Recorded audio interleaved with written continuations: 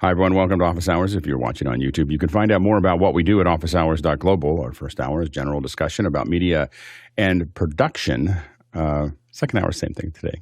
So this is a Thanksgiving. It's a holiday weekend, a holiday week for us. And so we decided to take it a little bit slower, give ourselves a little bit of a break. And so these are 2 hours of Q&A. So if you've got questions, we have an excellent panel, a very, very knowledgeable panel today.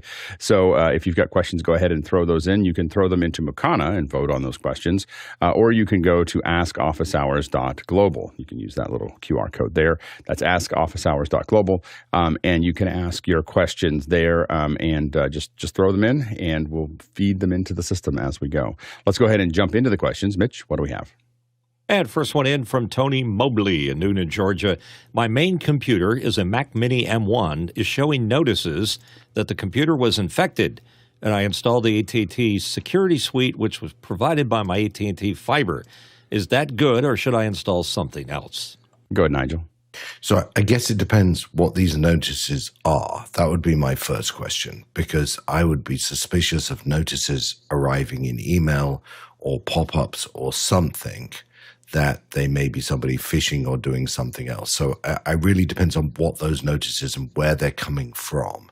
That's the first question. I do run ESET. I make sure that I do it once a week on all my Macs. Invariably, it doesn't find anything. And it's really not a problem, but I'm just completely paranoid about these things. But I really think we need to know more about the messages. Go ahead, Chris. Tony, I will tell you, I have, for the last 3 days or so, I have been getting a ton of security warnings and flashes. Like, this was what I woke up to the other day when I turned on one of my computers. I have no idea what's going on. And then last night, I got something on my phone, and it was like, bro, you have 25 viruses, and you should really click on this. And I was like, those things are just super sketch to me.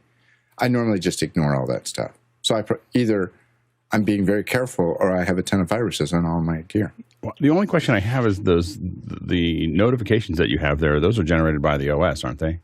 The ones that you have going down the side? They are. That's a hack. That's a hack. Like that's a hack. There's something very wrong for you, because if it's it's one thing for it to be a pop up. It's another thing to be if you have a system generated alert, then that's something to probably pay attention to. Because that's. What would you recommend I do?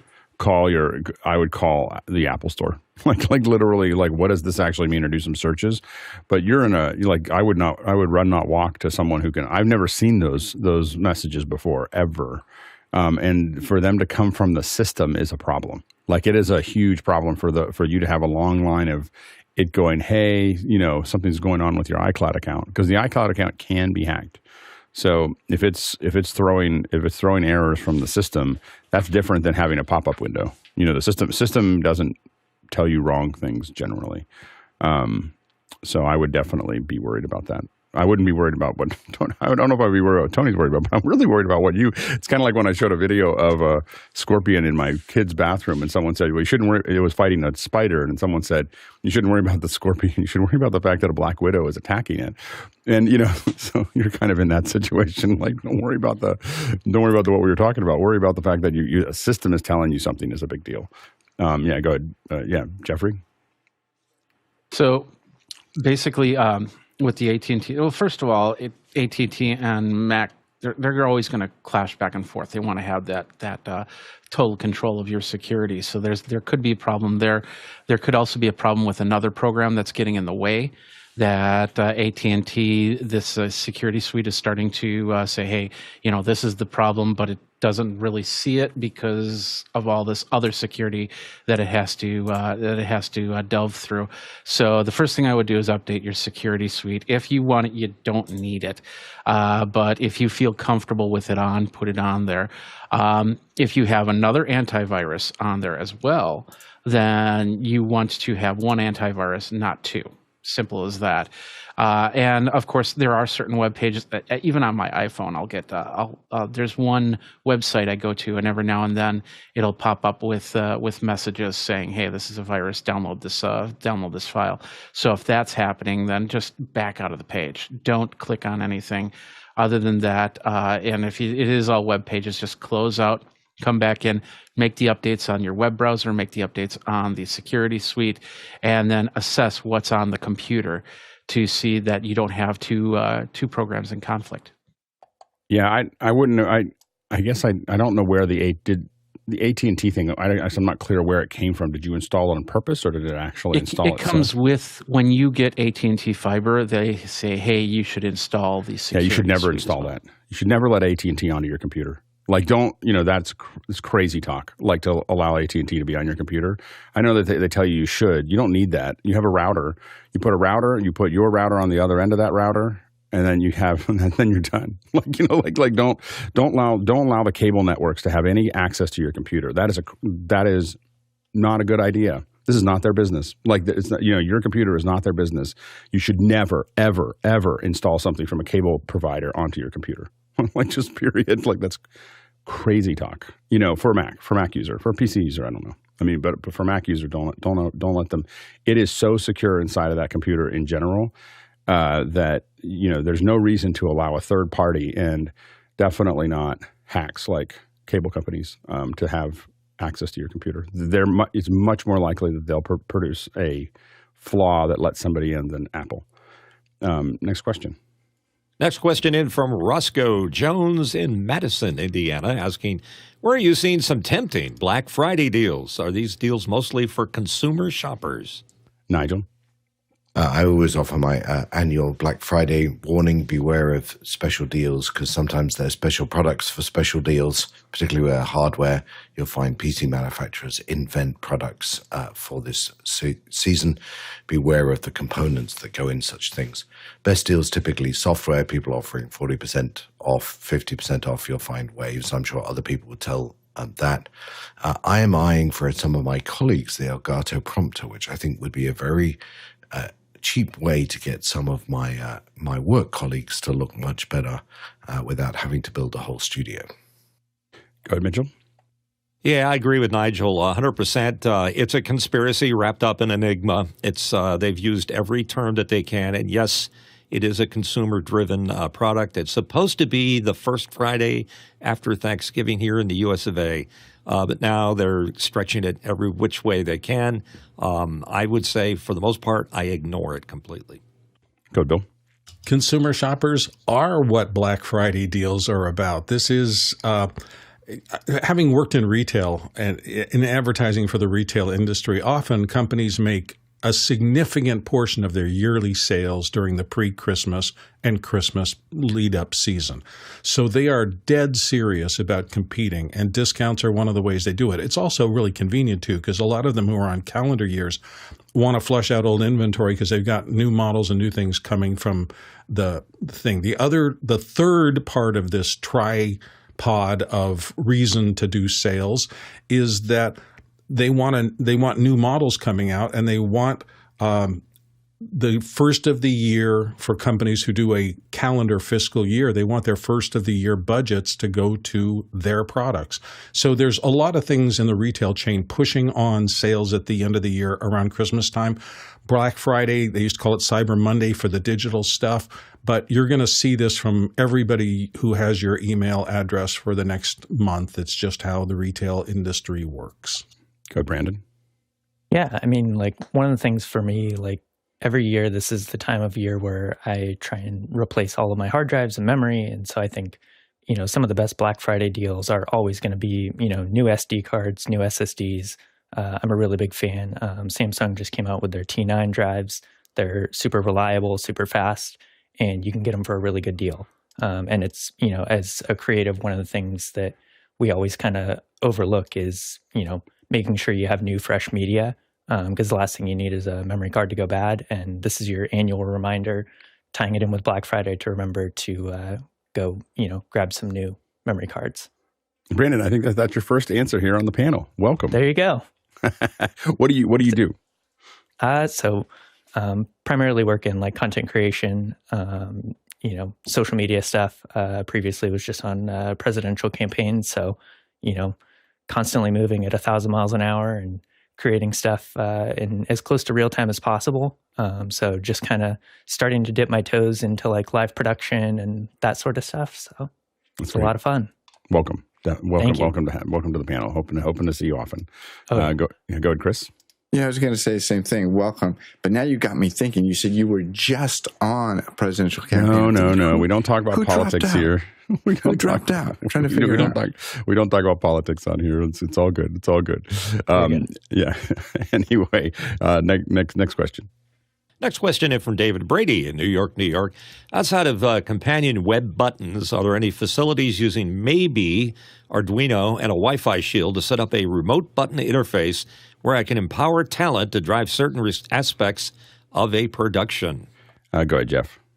Well, you could go lightweight with something like the Universe implementation here with Isadora and a lot of time spent or bribes to unlock either one. But the other option is to use something that's freely available and relatively inexpensive, depending on which version you go with, is a little app that a friend of mine found called Touch Portal. Touch-Portal is their website, touch-portal.com.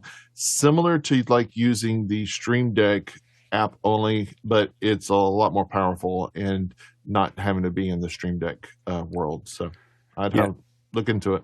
Skarhoy has libraries that are available for Arduino. They started out by making those libraries available, and so you can get Arduino controllers from Skarhoy, and those are free. They've open sourced a lot of those, and so those will go into your Arduino, and then it's just a matter of figuring out your interface.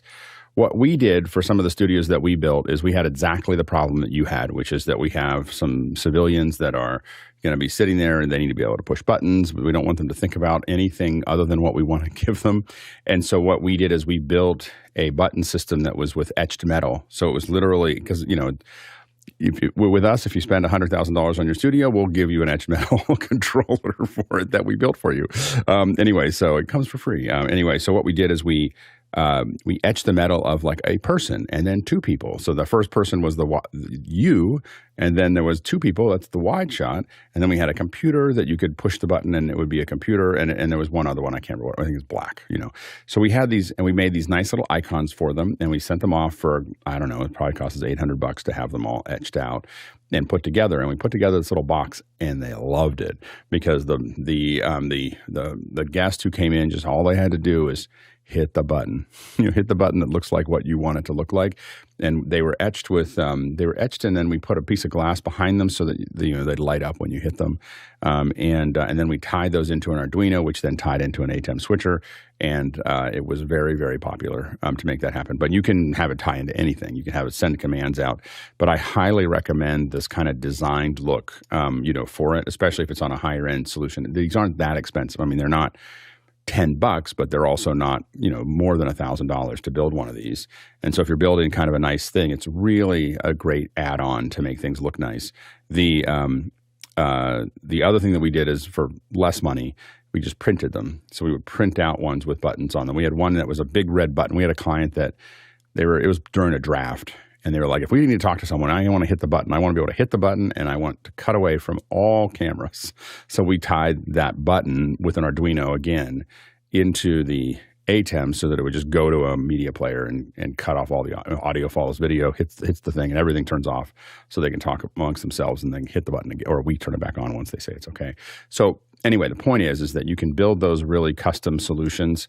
It's a lot of extra work. And it takes a little time to get it working. And those little extras have people thinking about you all the time.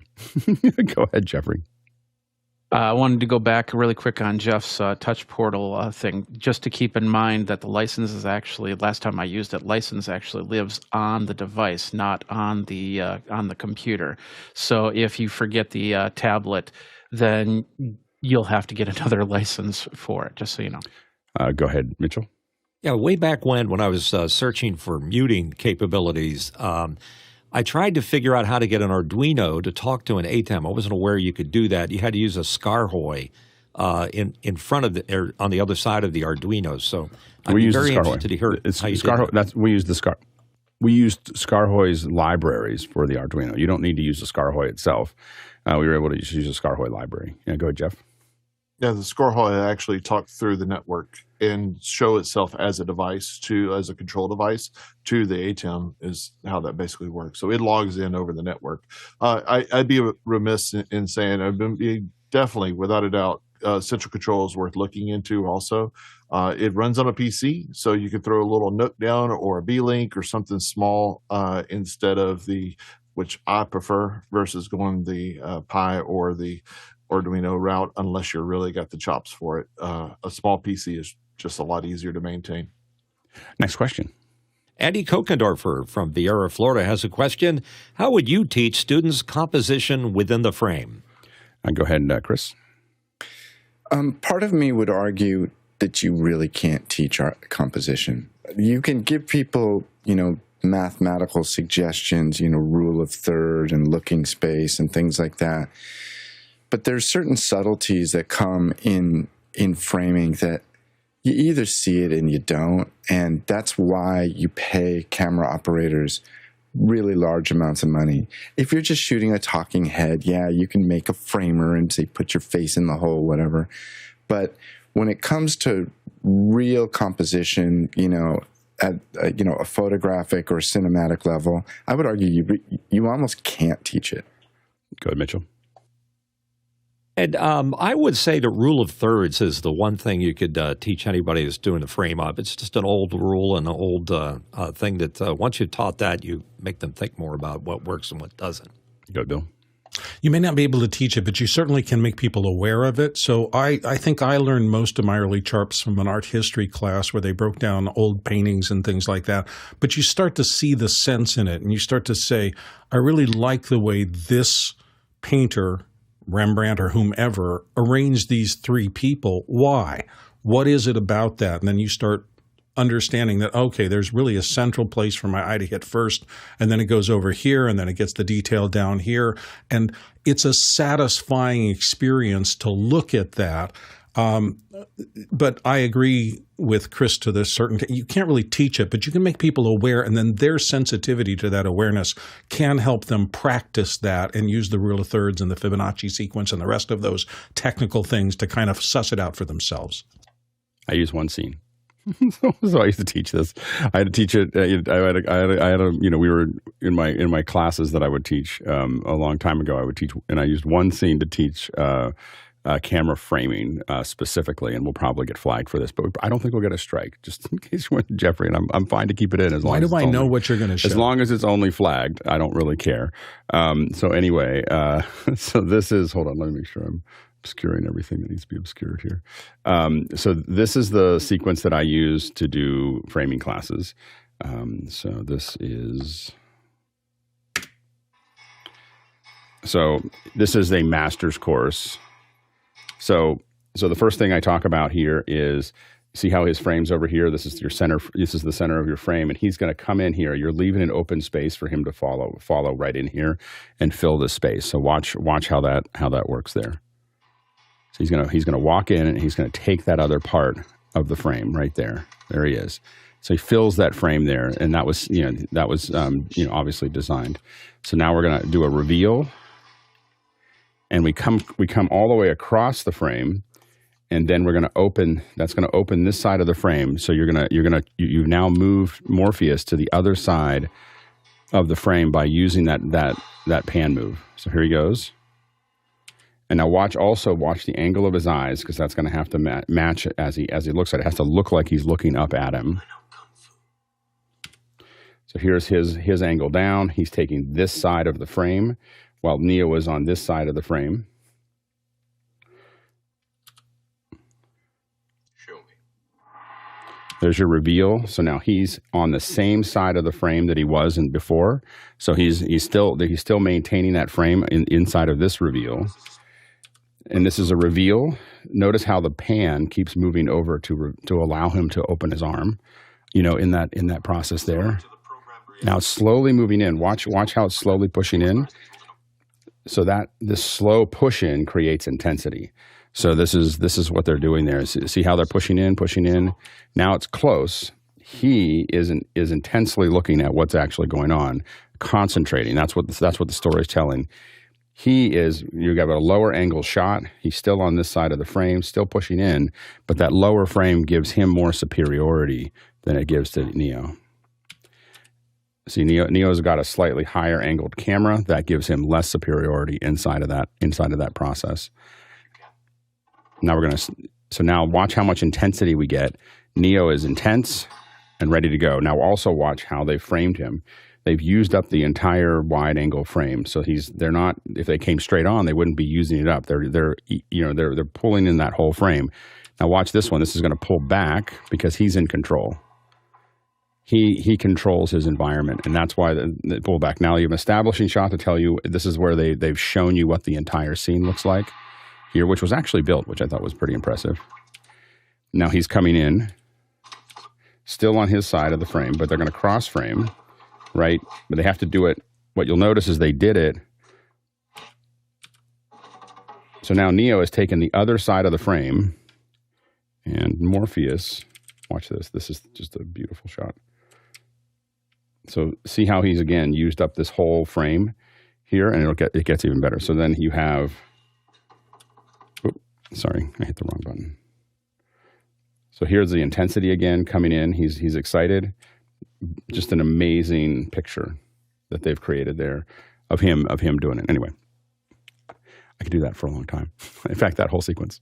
so anyway, so this is the class that I used to give on framing, and there's so many things. There's very few times where you have one scene that you can sit there and talk about almost every framing technique, and it's not just framing techniques, but framing moves. In that process of how they're moving in to increase intensity, how he's pulling back. I mean, it's a very, very designed shot. Go ahead, Chris.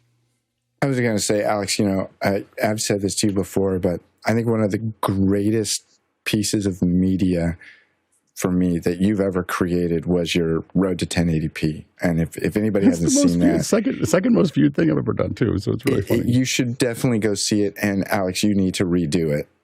Just the stuff about keying is really spectacular. And when you said, "Oh, I'm going to show this thing," and I'm rolling my eyes, going, "Oh, what is Alex doing now? What is this going to be?" That was brilliant. That was a lot more than framing, though. That was also camera movement. Camera moves, yeah. That was the editing. That was really interesting. It's it should be clipped. Somebody needs to clip this and place just that little bit. We'll see if we can flag it. I should just do it as a separate video. You should add the part of me in it too, where I say how great Alex was. I'll do it as a separate video. That on the internet. We'll put that on. I'll do the whole thing. We should share the rest of the stuff with more people. Yeah, exactly. Just take the red pill. Anyway, but that's I would go through that entire scene. I used to do this weekend course on joining the Pixel Corps. Office hours, you just have to kind of show up. This was like, hey, you want to join the Pixel Corps? It's 2 weekends and a Friday. And so and this was part of the film course. We would do breakdowns from different films and so on and so forth, and stuff I haven't put on the internet because you usually get flagged or you usually get strikes. I bet you that'll just be a flag. Because that one I took off of YouTube. So if that one can be up there, then mine can probably be up there. So anyway, we'll take a look at that. I'll try to put that whole thing together because it's obviously I've done it a couple times. So anyway, but that's how I teach composition. Next question. And it's from David Brady in New York, New York. During my Sunday Place program, services begin with the ringing of a bell. I have the stream up and running a few minutes prior with overlay and mic muted. Any creative ways to listen for that first bell and activate the automations to go live?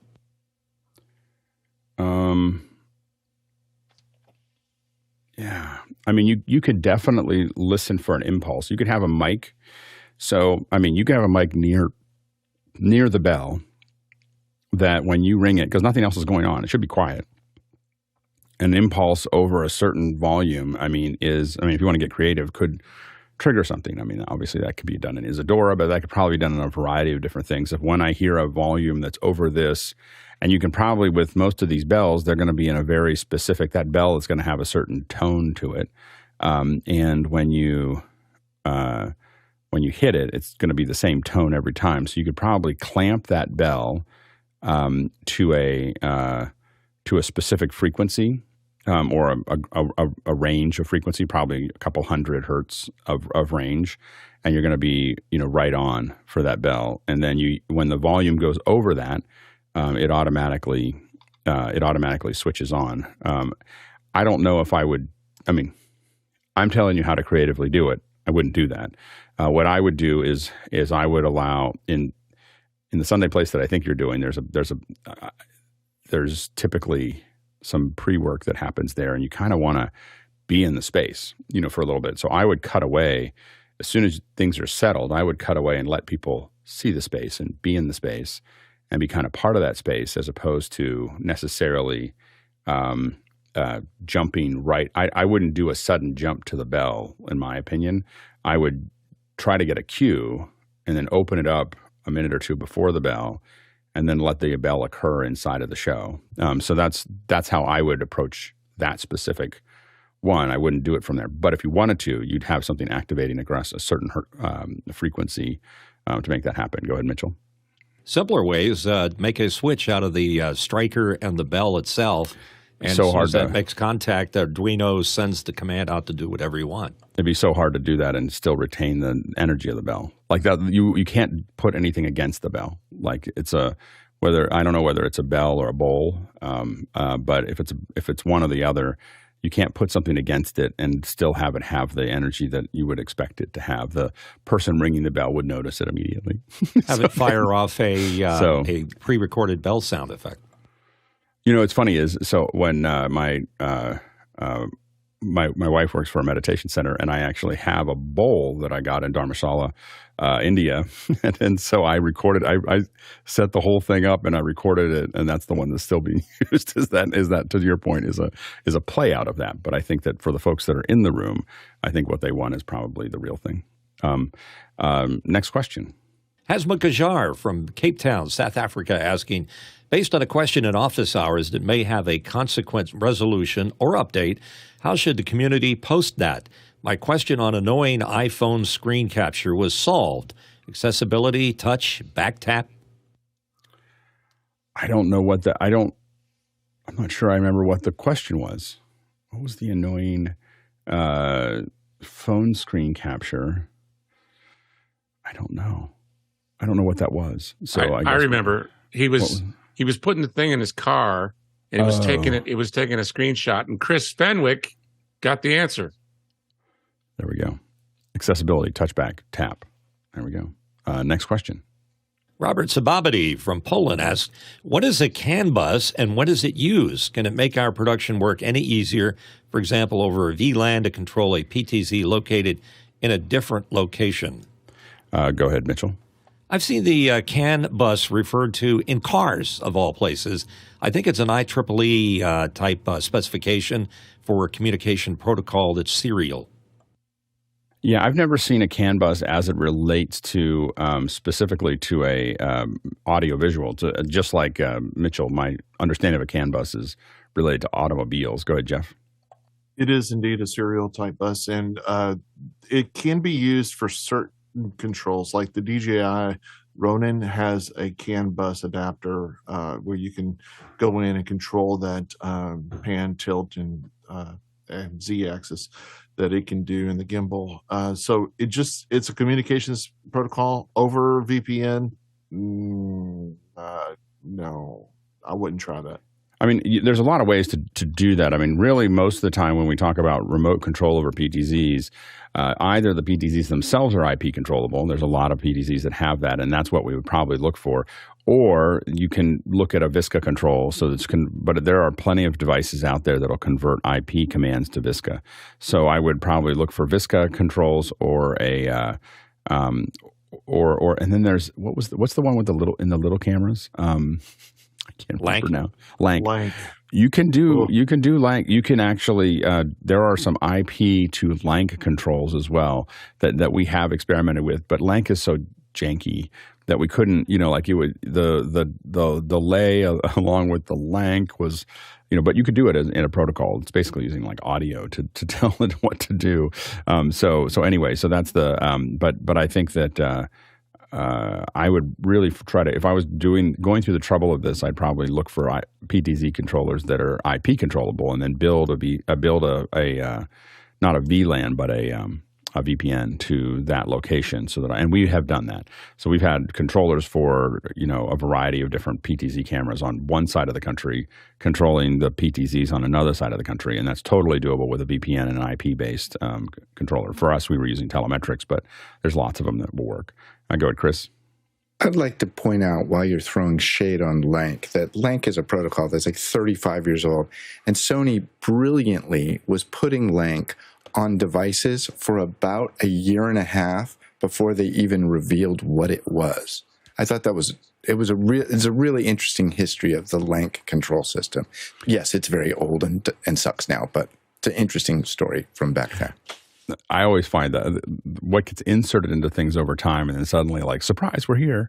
And LANC is definitely one of them. The other one that was interesting was, Apple putting in FireWire into the Macs, and then persuading, selling it as a standard, persuading all the camera manufacturers to put FireWire into their consumer cameras, and then Apple asking for a $2 royalty, for it, which would increase the overall retail price of a PC by $50 once it rolls, doubles and doubles and doubles and doubles.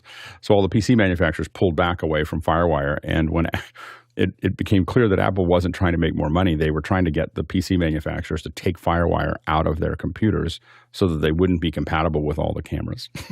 So, like, that's probably one of the more amazing little chess plays that I've ever seen. So then that's why Macs became a thing that everyone was doing video with, because you had to get a separate card to put a FireWire into your PC for a while. It was just a couple of years of glitchiness was enough to give them a head start. Next question. Jack Ruppel from Breckenridge, Colorado.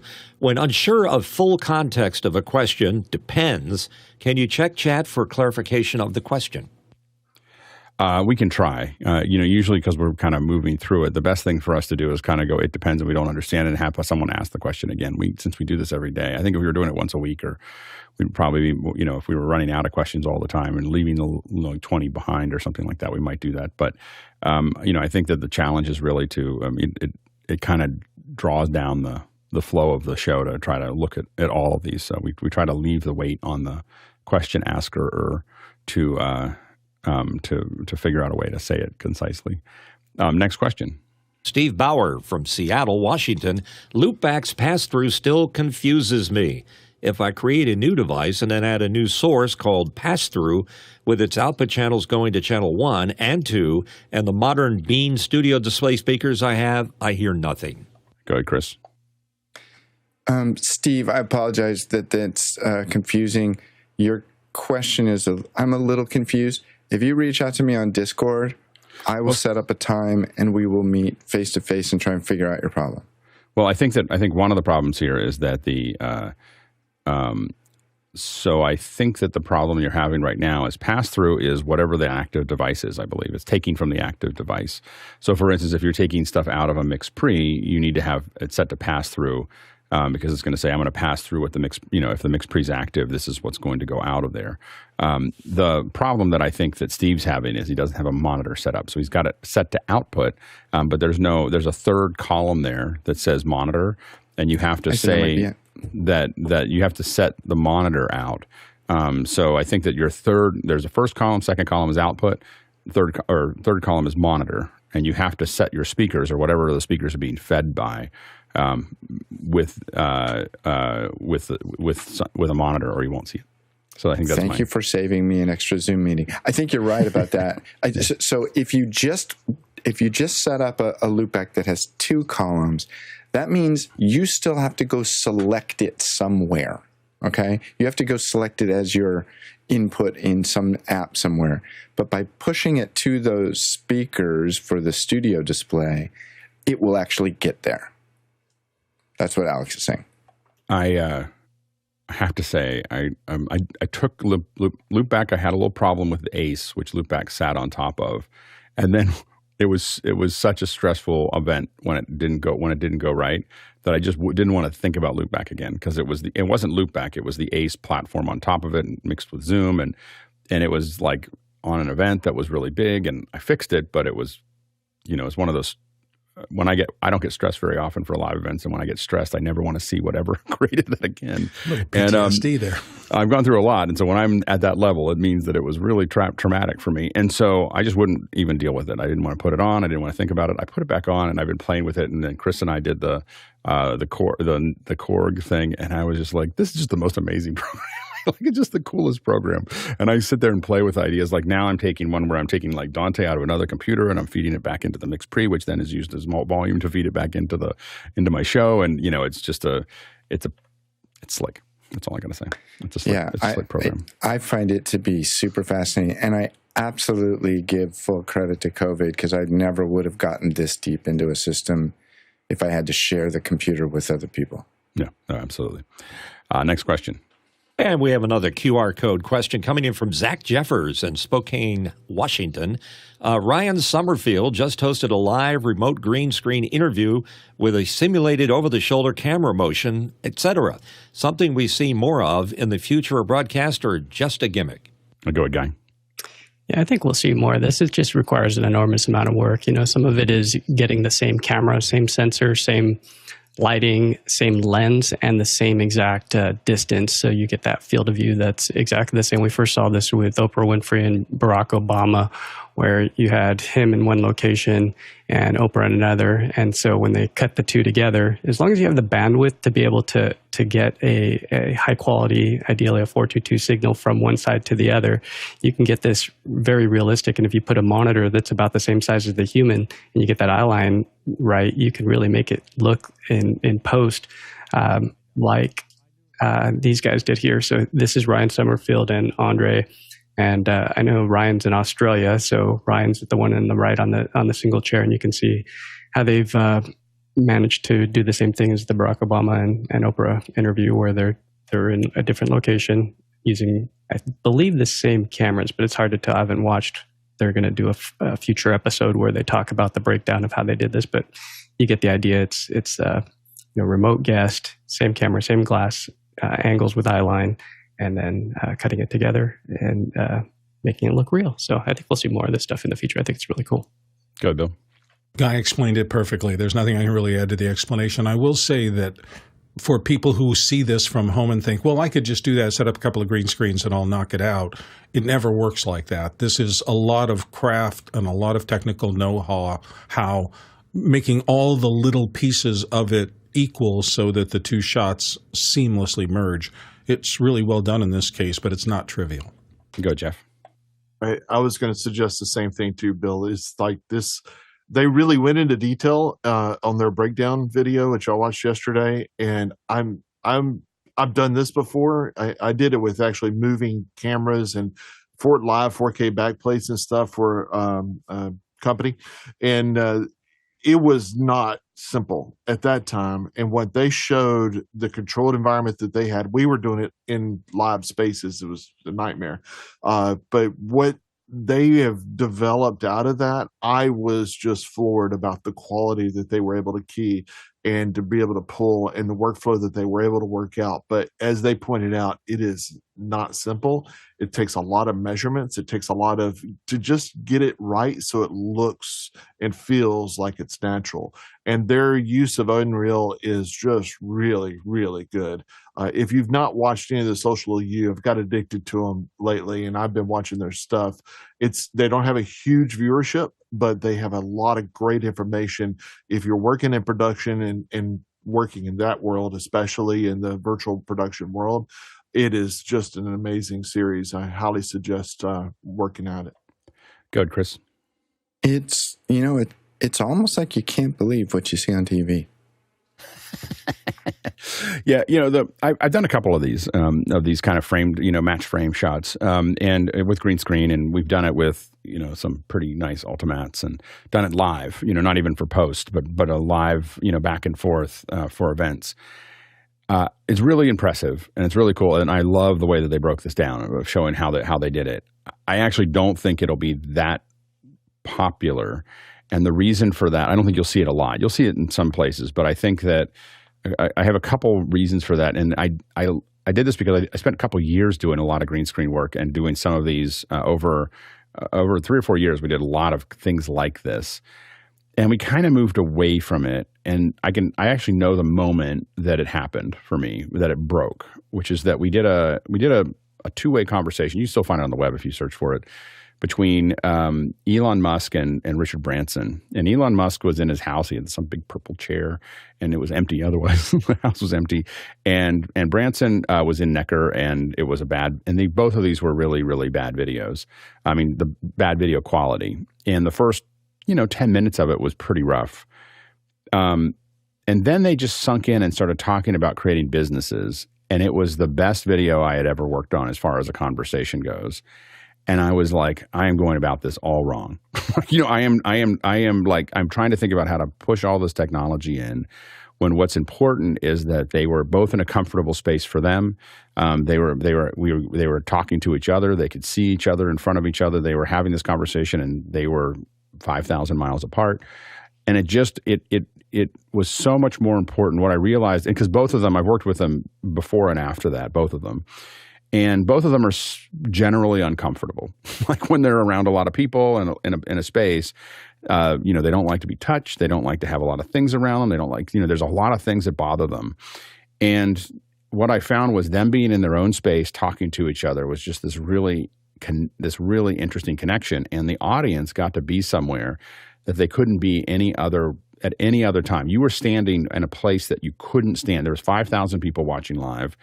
And there's 5,000 people. Like if you put those two in a stage with 5,000 people, they could have never done it. And if we had put them in a green screen, and this is because I've been doing tons of green screen at the same time, it would not have been the same conversation, because they would have been uncomfortable. And the thing is that what we pivoted from after that one show was really focusing on how to make the talent comfortable and how to make them feel like they're connected. Like even the one that with Oprah and Obama. Obama is a master presenter. He's a master interviewee.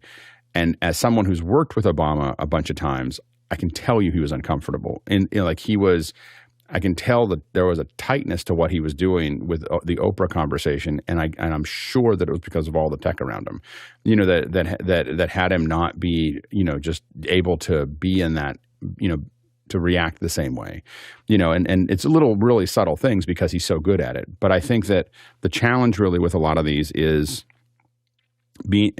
what's far more important than all of the how it looks and sounds and everything else is that the talent, the people, these thinkers are super comfortable with where they're at, and that they can get to a space where they can be authentic, when they can say what they want to say, when they can, do like one of the things that we do a lot of when we prepare people is we did a bunch of interviews for a tech company, and we sent a bunch of gear to them, a lot of gear, because this was during COVID and we wanted like film quality, HDR, everything else that's there. We got everybody to set up their gear the day before. Why did we do that? Because we knew it would be hard. They'd do it by themselves. And we knew it would be hard, and they'd be really angry and frustrated by the end of the day after putting it together. And we did everything we could to ease that pain, but it was still going to happen. And then we wanted them to forget about that and come in the next day and just be able to sit down and be in a conversation. And we make these decisions all the time. Like, how many times can they read that script? How many times can they do this? How many times? Like, a lot of times I try to get them to read the whole script from the top to the bottom, because we're going to try to use that one, because that's the one where they're the most often, or first or second time through, when we say we're not recording, are the ones oftentimes that we use big chunks of, because they're, because after we've asked them to re-say that paragraph 4 times, they're off the rest of the time. And so but if you're paying attention to how people feel and where they're at, I think that all of this tech becomes a bit of a distraction at times. You were going to say something, Chris? Yeah, curious. The video you talked about with Elon and Virgin guy. I'm sorry, Richard Branson. Yeah. Apologize, Mr. Yeah, Branson. he's only done a couple of little things. Has he? Curious, were they eye to eye, or were they looking off camera? They were looking almost eye to eye. I mean, they were both on a laptop. I mean, this is over Google Hangouts, and they were on a laptop, and they were just looking at each other. So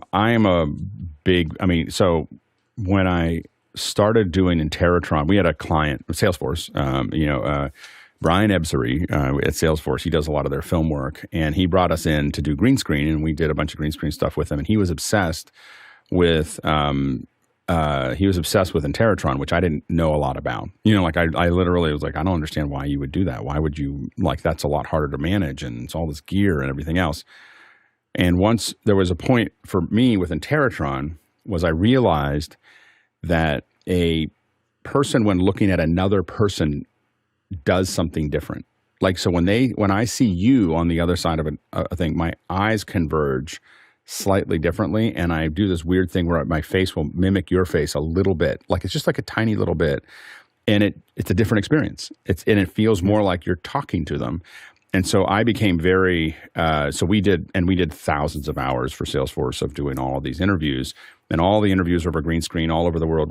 There'd always be, in every Salesforce event, we'd have a green screen room with a green screen, and we would just bring in one leader after another to talk about how great Salesforce is, right? And so we did hundreds or thousands of hours of this. We were doing again, I think I've said in the past, 10 hours a week of this kind of footage, of green screen footage, and they were over green screen, but there was something that they got pulled into it and then we had to talk to the interviewers, because some of the interviewers would look at them and some of them would look down, and we realized that when you look down, when you're doing it in Teratron, it actually takes energy away from the guest. You can't look at your notes. So we had to figure out ways to put the notes, in the screen so that the interviewer never had to look down, and they had to learn to be able to stay in the conversation because it mattered. And so these are all things that we, but I guess we got very focused on this being present and I just don't think that the other stuff matters. I think we can get into it. I don't like over the shoulder anymore. I don't like people looking off camera. I don't like, I know that that's a personal thing, but I think that in the Zoom land, we are far more used to this frame than we are to this frame. This frame is, and I have to say that to me, especially because we have TikTokers looking straight into the camera, we have YouTubers looking straight into the camera, we have everyone's looking straight into the camera, and then we have old media doing this. But this is not quite as old media as step and repeat, but it's getting there. It's starting to, we are approaching the fact that looking off camera is saying that I've been doing this for a long time and haven't done anything new for a while. So anyway, so it's I think we're kind of on that path because all the new media is all looking straight into camera. So just to be clear, and I think I'm picking this up right, you had these two huge luminaries basically sitting there on their laptops, less than ideal tech, but because they were comfortable and because they were in their space, they could have a conversation with each other, and you realized that your obsession, I'll say, and I don't mean that in a bad way, of the tech has to be perfect, the lights have to be perfect, the audio has to be perfect, what took kind of a back seat to their comfortableness so that the conversation was more pure, correct? Yeah. And I, you'll talk to a lot of people who will talk, when I come to a show, when I work on a show, there's a lot of people that will talk about the tech, and I'll talk about the tech before I get there. But a big part of my conversation after that one episode, and I've seen this happen multiple times, where the tech isn't perfect, but the event is amazing. And because of the comfort level of that. So what I talk about a lot is how are our guests going to feel? How do they feel when they're there, and how does the moderator feel, and can they be present, and do they have the information? Do they have the support? And we think about that when we're managing the whole event. When I manage the whole event for someone, because there's some events where we come in and we do the cameras, right? Or we do the live stream, we just put the encoders at the end. But for some of the events, we control we control everything down to the flowers in the green room, and we have discussions where we look at, we're trying to figure out from the time our VIP leaves their hotel, we want them to be comfortable. And we think about every step that they make all the way through, so that when they arrive and are there, everything about that has set them up to be present.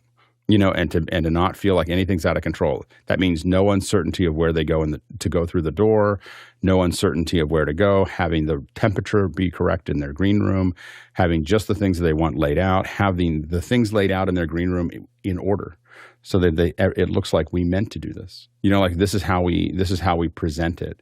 If we get to have a walkthrough with them, we have them walk through. Like we have this one, we had one person runs a pretty big company, big social company, and we walked through with them, and they're very low key, so you have to look at them, and if they just went like this, they'd look at something and that was all it took, and we were like, okay, let's figure out how to fix that. Let's figure out, because they're never going to complain about it, but you're trying to figure out how to solve that problem, and as we got better and better at that, the shows got better. And the tech is, I worry about the tech, get the tech working, make sure the tech works, that's important. But the mistake a lot of people make in my industry that I see over and over again is the producers, the people, us, we get bored with the way it's working, and we want to do something more and more aggressive technologically, and we're putting the talent through something that we think would be interesting, but is not necessarily something that has them feel secure and in a place where they can be present and authentic. And when we take that away from them, we just get less of a show, and we lose more from their performance. They're everything. It's a very complicated. A human being present and authentic is super complicated. Like, it is super hard to do, and it's much harder than all the tech that we do, and that's the thing that we have to pay attention to. Yeah, go ahead, Nigel. I just wanted to add a thought apropos what you were just saying. I used to work with and for a CMO of a Fortune 10 company, and after a day with them, it occurred to me they didn't necessarily remember anything that had happened in the conversation. They'd been very effective and efficient in everything they did. I mean, spectacular, but couldn't remember half the conversations, which is why they had an assistant. And we were discussing that, and what they said to me is, you need to understand at this level, you're thinking about 5 things, and they're all bad. And the biggest mistake you can make is try and be one of those 5 things. And really, if you want to be an effective around a senior executive at that level, don't be one of the 5 things. Make that something they don't fuss about. Because if they focus on you, it won't be a pleasant experience. Yeah. Yeah. Well, and sometimes they just put up with it. But again, you see the people who get good at being around folks that are at that level, and they are, all of us learn how to be in the background. And just be in that thing. And the goal is to give them the space to do what they need to do, and be as assertive as you need to be to tell them what to do, but be also as quiet as you can to let them do the thing that they're going to do. I have the same problem. I know that when I'm in meetings, I always have someone else in the meeting because I can't remember the meeting. Like, I'm in the meeting because being present and managing the conversation is all the energy that I have. And if I write stuff down, I can't be present at the same time. And I'm not as good at figuring out exactly what they need. I'm just putting together another show, and that's a step lower. Next question. There's a QR code question coming in from Agent Ogden in San Francisco, California. The show is 99% audio. Rarely is anything ever shown. I hear things like, I did some lower thirds last night. Why not show them and what was used to build them? Go ahead, Bill. We do it as much as possible. I will say sometimes it is difficult to do. We try to prepare as much as we can and have graphics. You will notice that Guy earlier had video examples of things. I had actually prepared the same second one in case I need it, but when he showed it, I didn't need it. But that extra work is something we all want to do as much as we can. But there's also this certain kind of progressive disclosure thing about that. We know that a lot of people are listening, and they're driving and they're doing something else. That's why most of us who do reader work here, we try to figure out, is there something I should describe that they can't see because they're listening only? But this show does have visuals and video, and we try to do it whenever we can. I just think that, it's impossible to do this perfectly in real time live every day, and we're just going to do the best we possibly can. If we miss it, I apologize for the times I miss it. I know everybody else works hard to try to give you everything you need to understand the answer to the question, but sometimes we probably fall a little short. Go ahead, Guy. Can't hear you.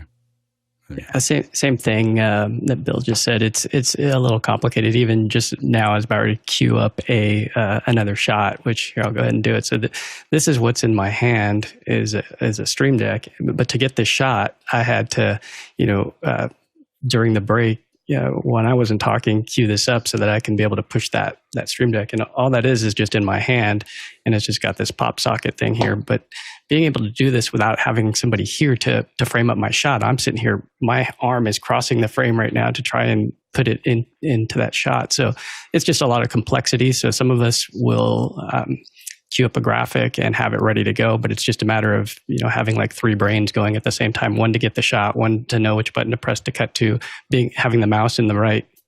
So I use Synergy. So if I don't have the mouse in the right frame, like I couldn't unmute there with because this is a mute button as well. So that's how that looks. If you want to mimic this, it's just a pop socket on the back of a stream. Yeah, and go ahead, Chris. I will say this. There are many moments where we're doing stuff and it's like, oh, I could show that. And the number of things that you have to do is like, I go over to our back-end system, I raise my hand, and then I dive over and I'm opening up this and I'm framing it on the frame and I'm getting ready. It's like, and then Alex says, go ahead and talk. And yeah, we show stuff when we can. It's not always easy.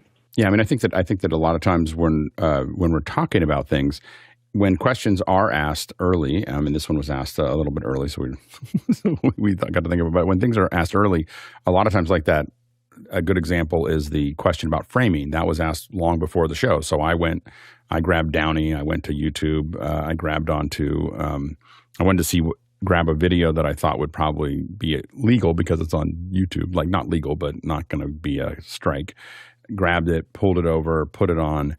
Did the things that I needed to do, but that was all. That took 10 minutes for me to kind of get everything kind of organized so that I could show you that example. And so when people ask questions, because we take questions live, it's not possible for us to do that all the time to make that actually happen. What's interesting is you are asking about lower thirds and graphics, and Alex Gollner and I are going to do a couple motion labs as second hours in December. Alex, we're going to do. Alex is probably the most technical motion user in the world, and so we're going to talk a little bit about generating those and how to approach that. We'll see if we can get Mark Spencer, who's probably the other most technical person in motion, on there as well. And so we will be showing more things, especially when we prep those labs. You'll see us more, but on the general Q&A, that tends to be a bit challenging. Next question. Hasmukh Ajar from Cape Town, South Africa, figured out how to create video in one speaker input in circle, second video as input of desktop as background using ATEM Upstream Luma and Pattern keys with video 1 as a fill and key source. Can this be done with a graphic? I think so. I don't fully understand that question. I think that we hit the limitation of our ability to give you enough words or enough characters to ask a question that we understand. So I'm not sure if I completely understand what that. I read that a couple times before the show, and I can't quite figure out what you're doing. So, and I don't know whether some of those numbers should be words or words be numbers, but you might need another pass at that question to make that work. Go ahead, Bill. Well, also remember that almost all the ATEMs have not only Luma, but also chroma keyers. So if you design graphics that have windows in colors, you might be able to use a chroma key to make that part of it transparent, even if it has things like soft edges. There's a lot of possibilities when you investigate both Luma and chroma keys and which one works best where. And generally, if I'm using anything with a slant or a curve, I will not use a chroma key because I can see the edges. Like I can see this aliasing along the edges because it's a 422 signal. And so if I use chroma key, I'm using always square edges, which you could use a lot of things for, but that's and you can use semi-transparency with it and everything else, but I don't do curves or slants. Yeah, go ahead, Chris, pretty quick.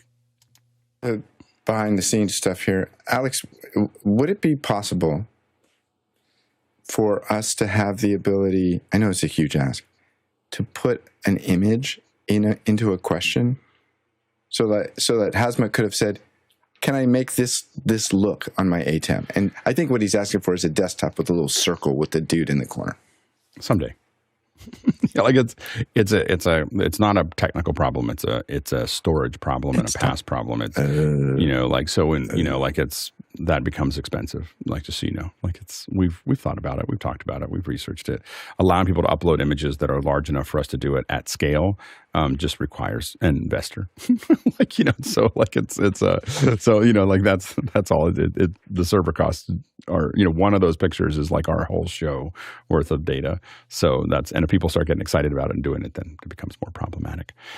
Quick reminder that of course we're doing 2 hours of Q&A today. So if you've got more questions, of course you can throw those into Mukana, vote on the questions because that's going to give us the order in which we ask the questions. So make sure to vote on the questions, or you can just go to askofficehours.global and put those questions in, and we will feed those in throughout the second hour and into tomorrow. We also have a volunteer meeting on Saturday, even if it is Thanksgiving Saturday. We'll still be here doing the volunteer meeting. That'll be at 9 a.m. on Saturday. Now we'll jump into the second hour.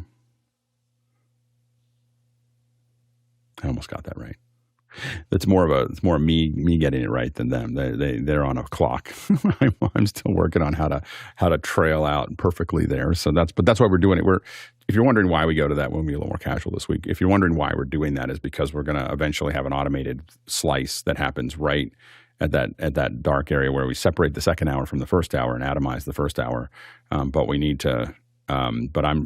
We figured out the technology on their end. I'm figuring out how to do it as a host, how to land the plane right on the runway, and that one I went a little off the end of the runway. So anyway, next question. That's a QR question going into our second hour here from David in London, UK. ThomonMusic.com, the online music store in Germany, is offering a substantial Black Friday deal, 52% off on the Boss GCS-8 Gigcaster8. Is this mixer considered good? I looked at it. I don't think it's I don't know if I would consider it like a modern, mixer. I'd be much more likely at the same or similar price point for slightly more than that Boss is on sale. I'd look at the Behringer Flow 8. They're not exactly the same in the feature set, but the Behringer Flow 8 I think you're going to find to be a more modern mixer than the Boss. And Boss is not necessarily the highest quality components. So I don't think that I think that you'd probably be better off with the Flow 8 than the Gigacaster or Gigcaster. Next question. Jeffrey Powers from Madison, Wisconsin, and also here on our panel. Here is how you can avoid a strike on YouTube for showing copyrighted content. Go ahead. I listed Brandon first, but go ahead, Jeffrey. What were we going to say? So we, of course, earlier you talked about the copyright and showing, of course, we saw a little bit of the Matrix on there. But I've gone down a big rabbit hole on this because there is a lot of channels, YouTube channels out there that are using video content, copyrighted video content to make money off of their channels. And I learned a lot from this, and I wanted to share, kind of like do a little mini class on things that you can do to make that work for your whatever you're going to do. So I got a little list here. Basically, first of all, if you're doing anything like that, you want to tread as lightly as possible. Always have that thick skin, because if they come back and they say no monetization, no, or even to the copyright strike level, instead of being like all defensive and saying, well, this is all fair use, blah, blah, blah, blah, blah, the better thing to do is to figure out what went wrong, how to fix it, and tread lightly on there so you can dispute the issues and keep your channel going. Now with that, here's some tricks that you can do to play some of the content without getting in trouble.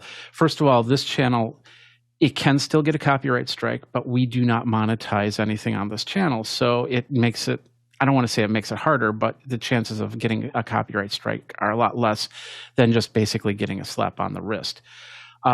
Putting the video into a bordered thing like a super source or anything like that is always a great thing. Shrinking it down, making it look like it's part of the show. That's the key right there, is to make sure that the video looks to be part of the show.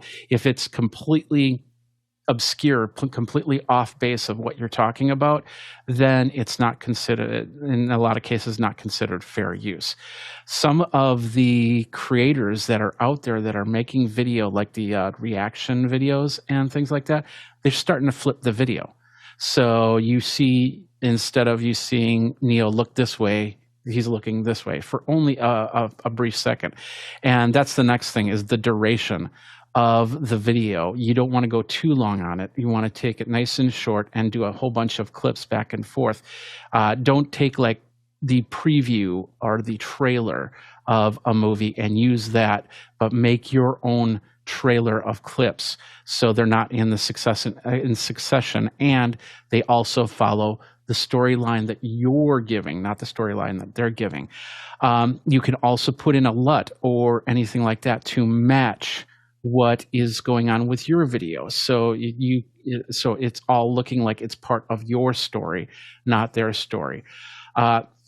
Try not to do any of the sound from the show. I know that there's some videos that play little clips and things like that, like you can't handle the truth or anything like that, that they need to have that in to talk about the story. But if you can play a clip and talk about a clip, your overlay voice with no sound from the movie or TV show, that helps a lot. Because there are a few channels. I was trying to find one in particular. And the name's escaping me. All they do is they'll take like 10 to 15 minute clips of TV shows, of movies. They don't promote them as, like, for instance, Young Sheldon TV show. They'll take a clip from young Sheldon, and instead of saying Sheldon runs away from a chicken, which actually happened in the TV show, they'll say this boy is frightened of poultry. So you're not directly referencing that this is a clip from Young Sheldon. They're taking the clip. They're putting their own audio over the clip, their documentary over the clip, and that can be AI created to do anything like that. So try not to take the sound from the show, and you can do that. And of course, shorts are very, I don't want to say relaxed, but they give you a little bit more creative use on that as well. Overlays, pictures in pictures, which is why I think that a lot of times we need to start using, whenever we see a video like this, that we should be using a super source where somebody's on the side, and then of course, or a bordered box that would give the reference from there. You want to, like I said, you want to give your opinion. You want to stay away from the name of the clip, but you do want to reference the clip. Like, for instance, I watch Screen Crush all the time, and Screen Crush is a site for geeks to basically break down Marvel movies and other TV shows and movies like that. And every time that they put a clip in, they put lower third on the bottom saying where that reference is from, but they don't reference it in any other way. When it comes to monetization, that's a sticky wicket right there. And that's where your thick skin really needs to come into play here, because you just basically have to understand that sometimes you're going to get dinged for certain things, and it's how you react to those that make your channel succeed or fail. So keep that in mind. And a couple more things here really quick. Just one more, right? We'll go a little quicker. So yeah, if you have a couple more, I think that we can go a little faster. So. Do you have just one more?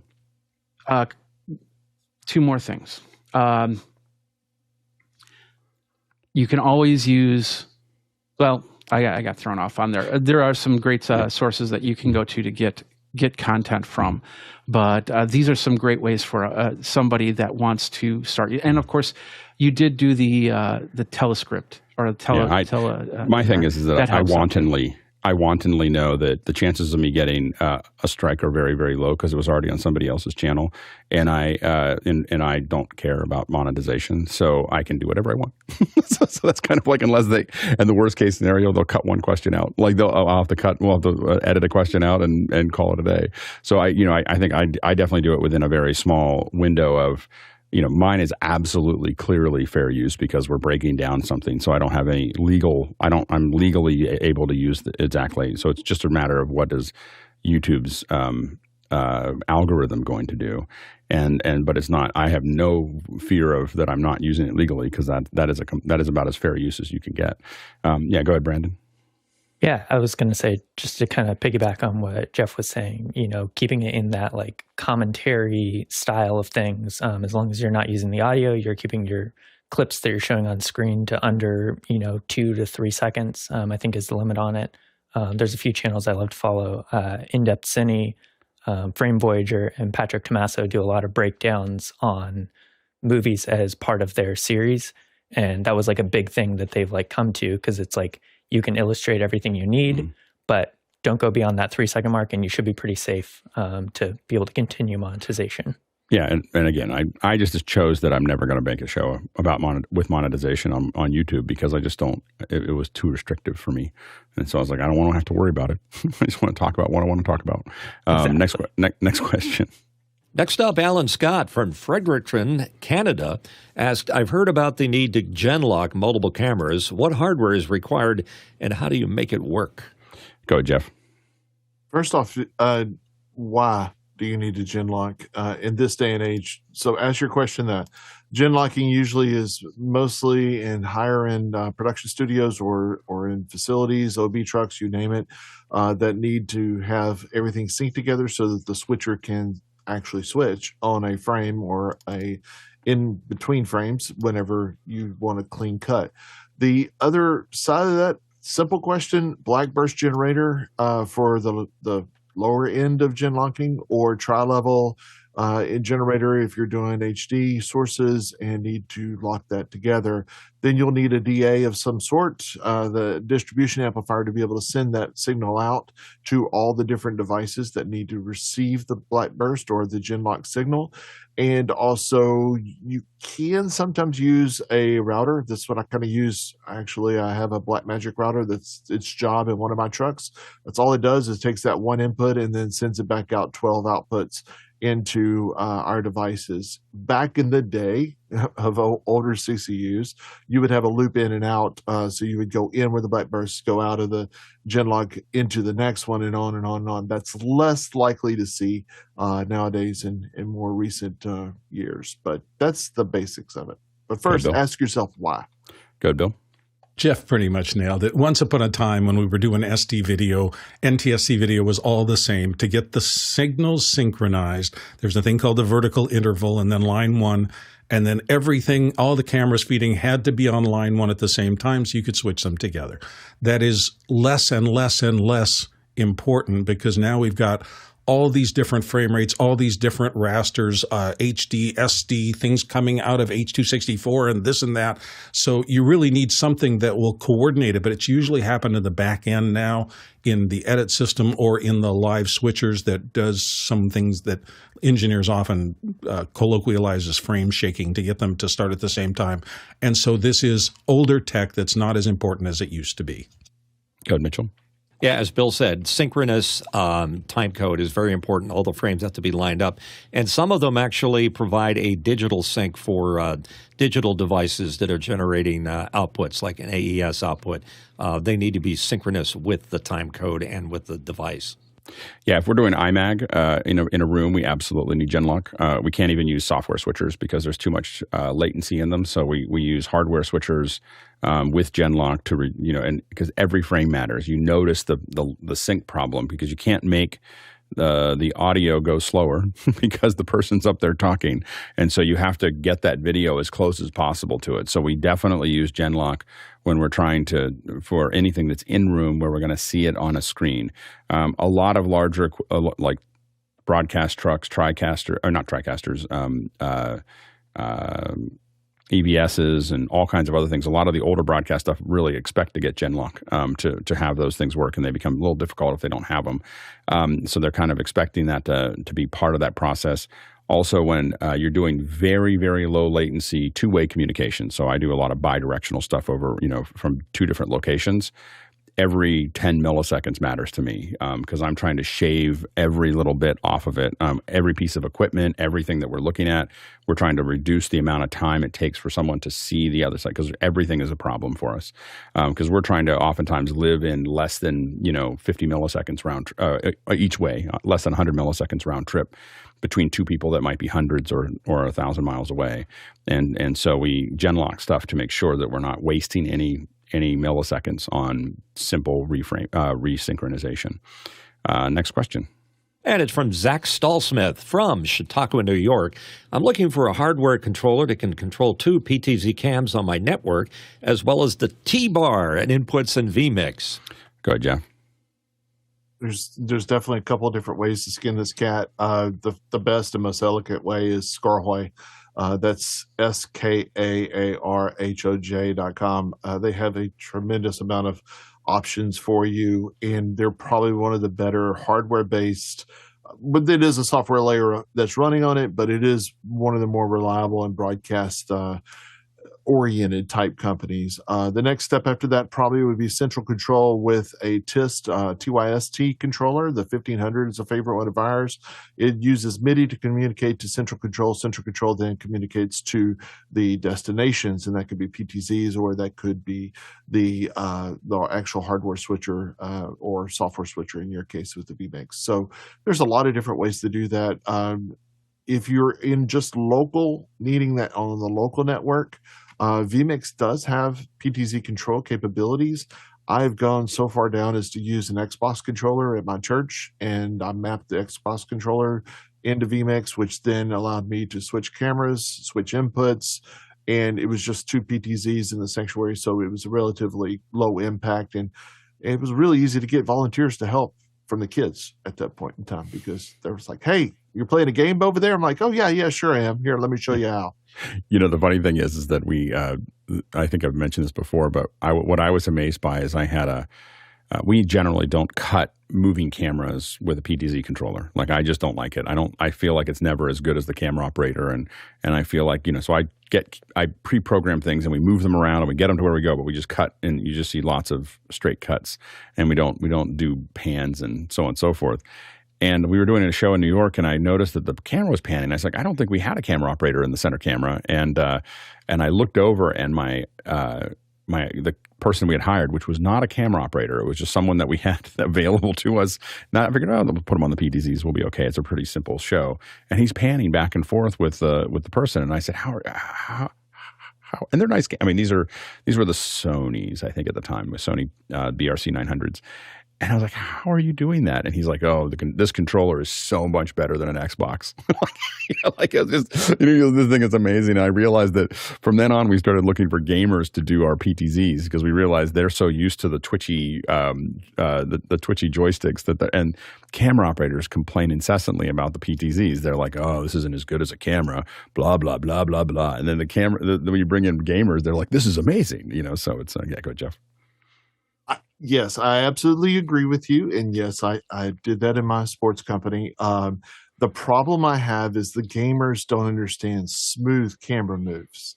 I can teach a camera operator that's used to using a pair of sticks and a nice pan bar setup. I could teach them to be smooth, even they just have it's muscle memory. Changing that muscle memory.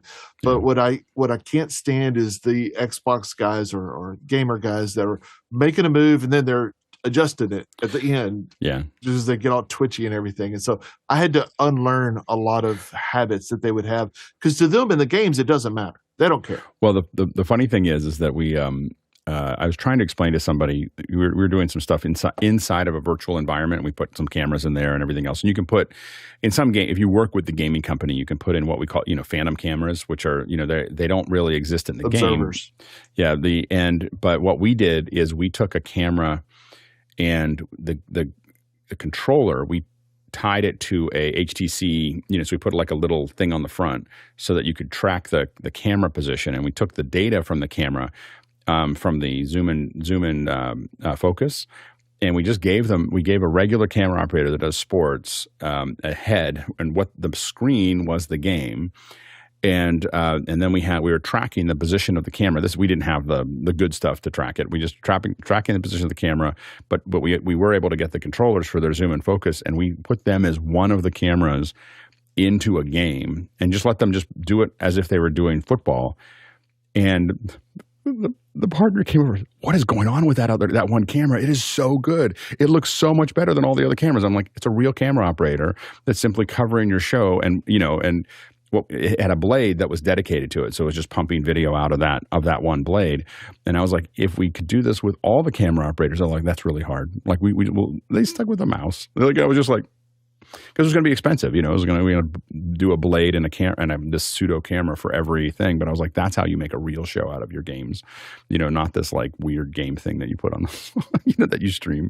Anyway, so we'll see. So I agree with Jeff that real camera operators, there's 1,000 hours or 10,000 hours that goes into framing that makes a difference. Next question.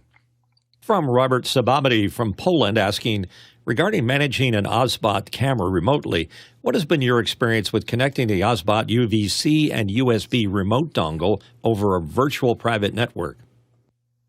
I didn't know that it had some kind of remote virtual private network. I don't quite understand how that would work.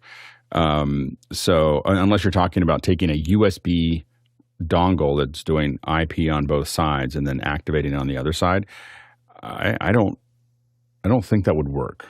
But I don't know that for a fact. So I will say that the OBSBot controls are a little frustrating for me. Like the ones that just come with it, the software that comes with it is, I did get an OBSBot, to compare to the Link, and I haven't used it for any productions. I still go back to the Link. And that's because the software on the Link side is better than OBSBot, even though it doesn't have. I was excited about the OBSBot because it had an API, and so I went down that path. But I haven't been able to utilize the API yet. I just haven't had time. And B, the OBSBot software, at least on the Mac, is really quirky and buggy and difficult. So, next question. Ian Alford from, I'm sorry, don't know where he's from. How can you use one of Stream Deck to perform actions across multiple Mac computers? Go ahead, Nigel. So I've never managed to make the Stream Deck software do this, but I have managed to make the Companion software do this. So I installed Companion, and I use a piece of software called the Vicreo, Vicreo listener. And I run that on both machines, and I can, with Companion, send instructions from one machine to the other. And I found that a very efficient way, as long as you remember to keep all of your IP addresses linked. Go ahead, Jeff. I was going to suggest the same thing, either Companion or Central Control. Central Control is a very easy way of doing it. You're not using the actual Stream Deck software with Central Control. You're actually using the Stream Deck as a device into Central Control, which then allows you to move it to output to wherever you need to. Vicreo is great to send keyboard shortcuts if that's what you're limited to. But if you have certain actions that can be more API based, and they are a part of the pieces that are, which are many pieces in Central Control or Companion, I would go that route versus sending keyboard shortcuts. They're not quite, especially if you need simultaneous control. Joe did a demo, and he was actually controlling 8 different vMix machines that were all doing exactly the same thing with multiple destinations, and that's ideal for doing like if you needed translations or multiple outputs to different regions. So there's a couple of different ways to do it. It just depends on what software and what devices you're trying to control. I have to admit that the reason, there's definitely many valid reasons to control multiple computers with one Stream Deck. I actually use the Stream Decks to allow me to not have to do that. So I have different Stream Decks. I have a Stream Deck over here that's controlling one computer. I have a Stream Deck over here that controls another computer. I have another Stream Deck over here that has another input for another computer. And so to me, the Stream Decks mean I don't have to figure out where my keyboard's going, because the operations that I need from that computer for whatever I'm doing are connected to those Stream Decks. And so that's another way to think about it, is because I think of my computers, I have a lot of Mac Minis on my desk. I think of them, each one of them as an appliance that does a certain thing. So that's just a slightly different way to think about it. Next question. Jack Ruppel from Breckenridge, Colorado has a question. Is there a way to composite VR video 1080 in Resolve Studio where the main video 4:3 or 16:9 can be seen with mobile and other photos or videos in wings, stage left, stage right, viewed with mobile swinging left and right to reveal more content? Go ahead, Bill. Yeah, there's probably a way to do that. I would do some research under, we used to call this pan and scan. It's taking a picture on the main thing, and then if you have something else and you want to be able to reveal more of it, you take your point of view and you move it over. Occasionally, you have to blow up the original content to be able to pan and scan it. Sometimes you're working with old SD content, and when you say 4:3, this kind of leads me in that direction. Blowing it up so you can do a pan and scan sometimes leads you to so little resolution that it's not a good thing to do. But if you have enough resolution in the beginning, in the main content, doing a pan and scan over the top of it can be useful there. Yeah, I don't know. I haven't done any immersive work inside of Resolve. I think that there's some stereo stuff there that I haven't actually tried any kind of 180 or 360. Final Cut and Premiere both have tools that will do that. And so you basically put that into a sphere, and then you can kind of work inside of that sphere back and forth. So basically you have a virtual camera that basically puts it into a half sphere for the 180, and you can pan back and forth to do that if that's what you're trying to do. So I'm assuming you've generated 180 content, and what you want to be able to do is pan back and forth inside of your video app to see those things so that you could generate it. Now, if you're trying to do it live, there are players that will allow you to do that. There's web players that will actually give you that tool so that the person can be in a headset and turn back and forth, or even use a mouse and turn back and forth. But if you're trying to do it for them from footage that you're exporting back out, then you would. I haven't done it in Resolve. I've done it in Final Cut. I know that it's available in Premiere. That's the levels of my knowledge. Next question. Next question. It's coming in from Andy Kokendorfer in Viera, Florida. Has anyone used the Rode NTH100M headset boom mic? Thoughts on the mic headset quality? And there's a link to it. Yeah, I don't know. This is the... it's about $190 headset mic. It's over the ear with a headset there. I mean, it would be interesting. They say it's broadcast quality. I'm not sure what. Usually, when people say that, I'm like, well, we'll see. We'll see how that goes. The biggest problem with most of these headsets, and that would be the interesting thing to look at, is really sibilance. So that's the thing that really sibilance and the bass level and the lower tonal range. So most headsets have trouble with the lower tonal range, and you get a lot of sibilance when they're really close to, close out those little arms. And that happens even with good, DPAs and Countrymen are more susceptible to that. But these headset mics, especially ones that people get, can get really bad really quickly. And I guess what I would say also is, for me, I would have written it off immediately because it's over the ears. So I won't use over the ears, for something that I'm doing on a broadcast. So it doesn't matter whether it's broadcast quality or not. As soon as it's over the ears, I'm not going to use it. So I probably haven't tested it because I probably saw it at some point in time. It looks familiar, but I wouldn't have put it on because it was going over my ears. Go ahead, Bill. I'm going to double down on what Alex said. Here's the problem. What you want in terms of speech reproduction is enough articulation and precision and clarity to make sure that people understand TH sounds and S's and all those things. And so often, pure communication solutions kind of crank up those frequencies so that everything comes through clearly. And what Alex is describing, where you can have it turned up so much that it becomes splashy or difficult to listen to over time.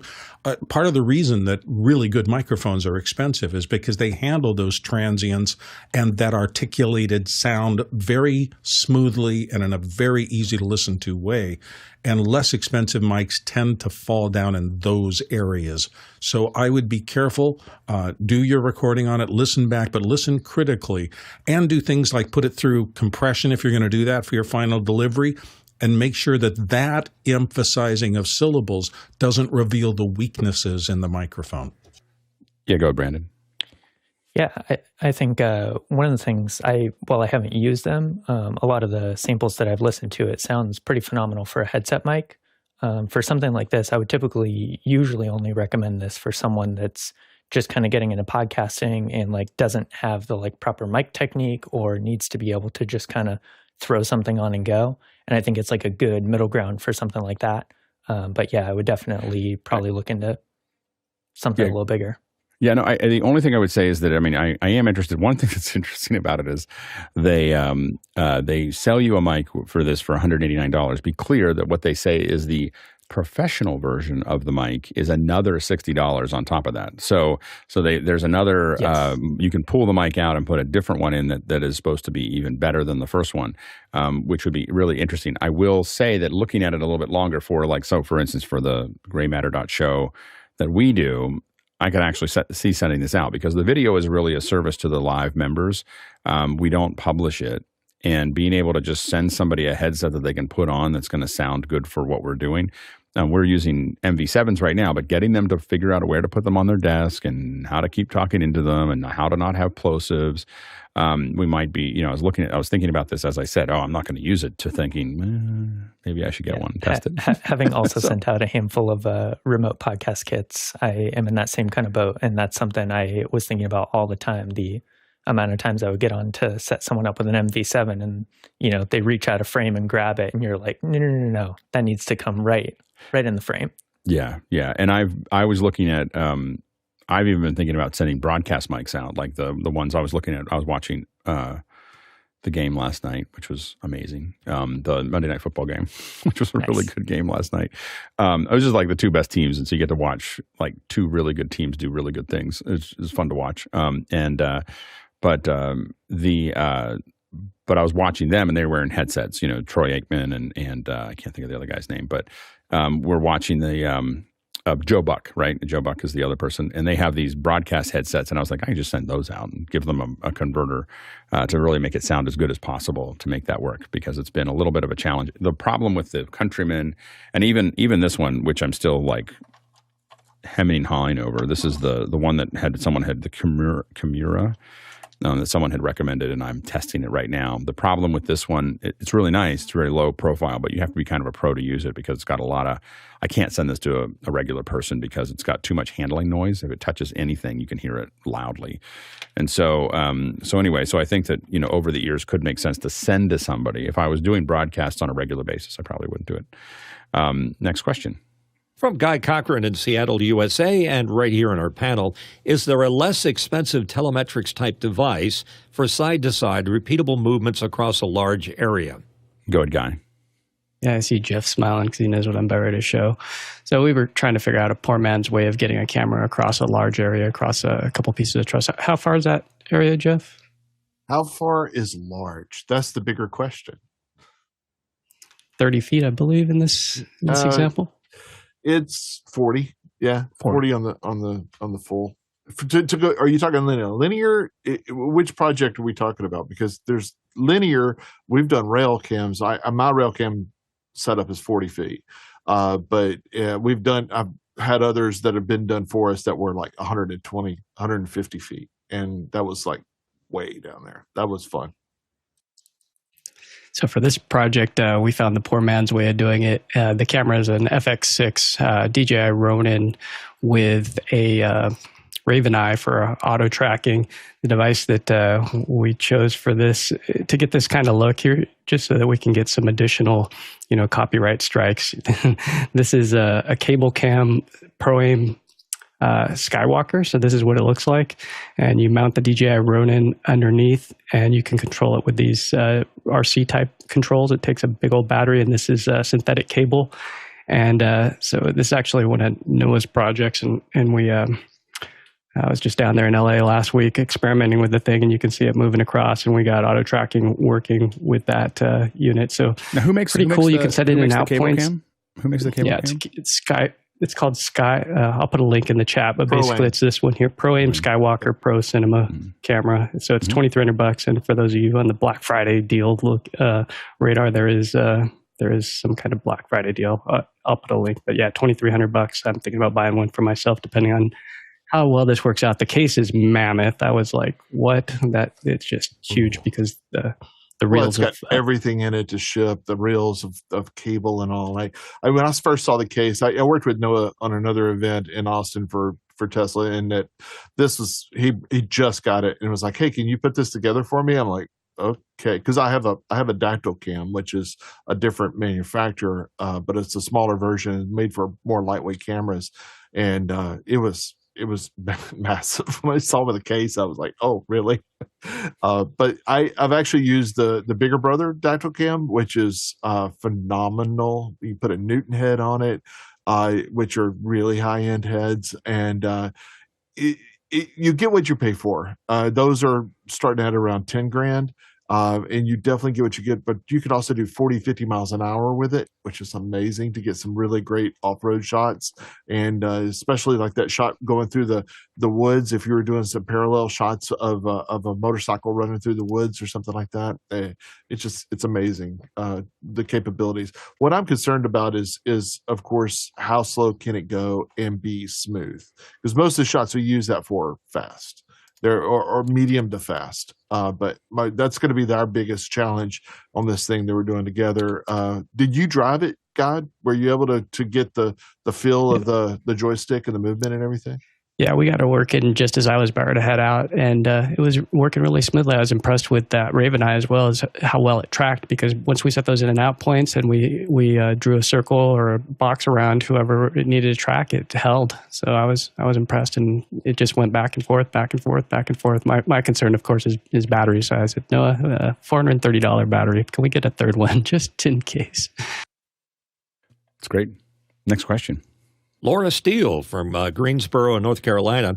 Has anyone tested the Magewell Ultra Encode AIO?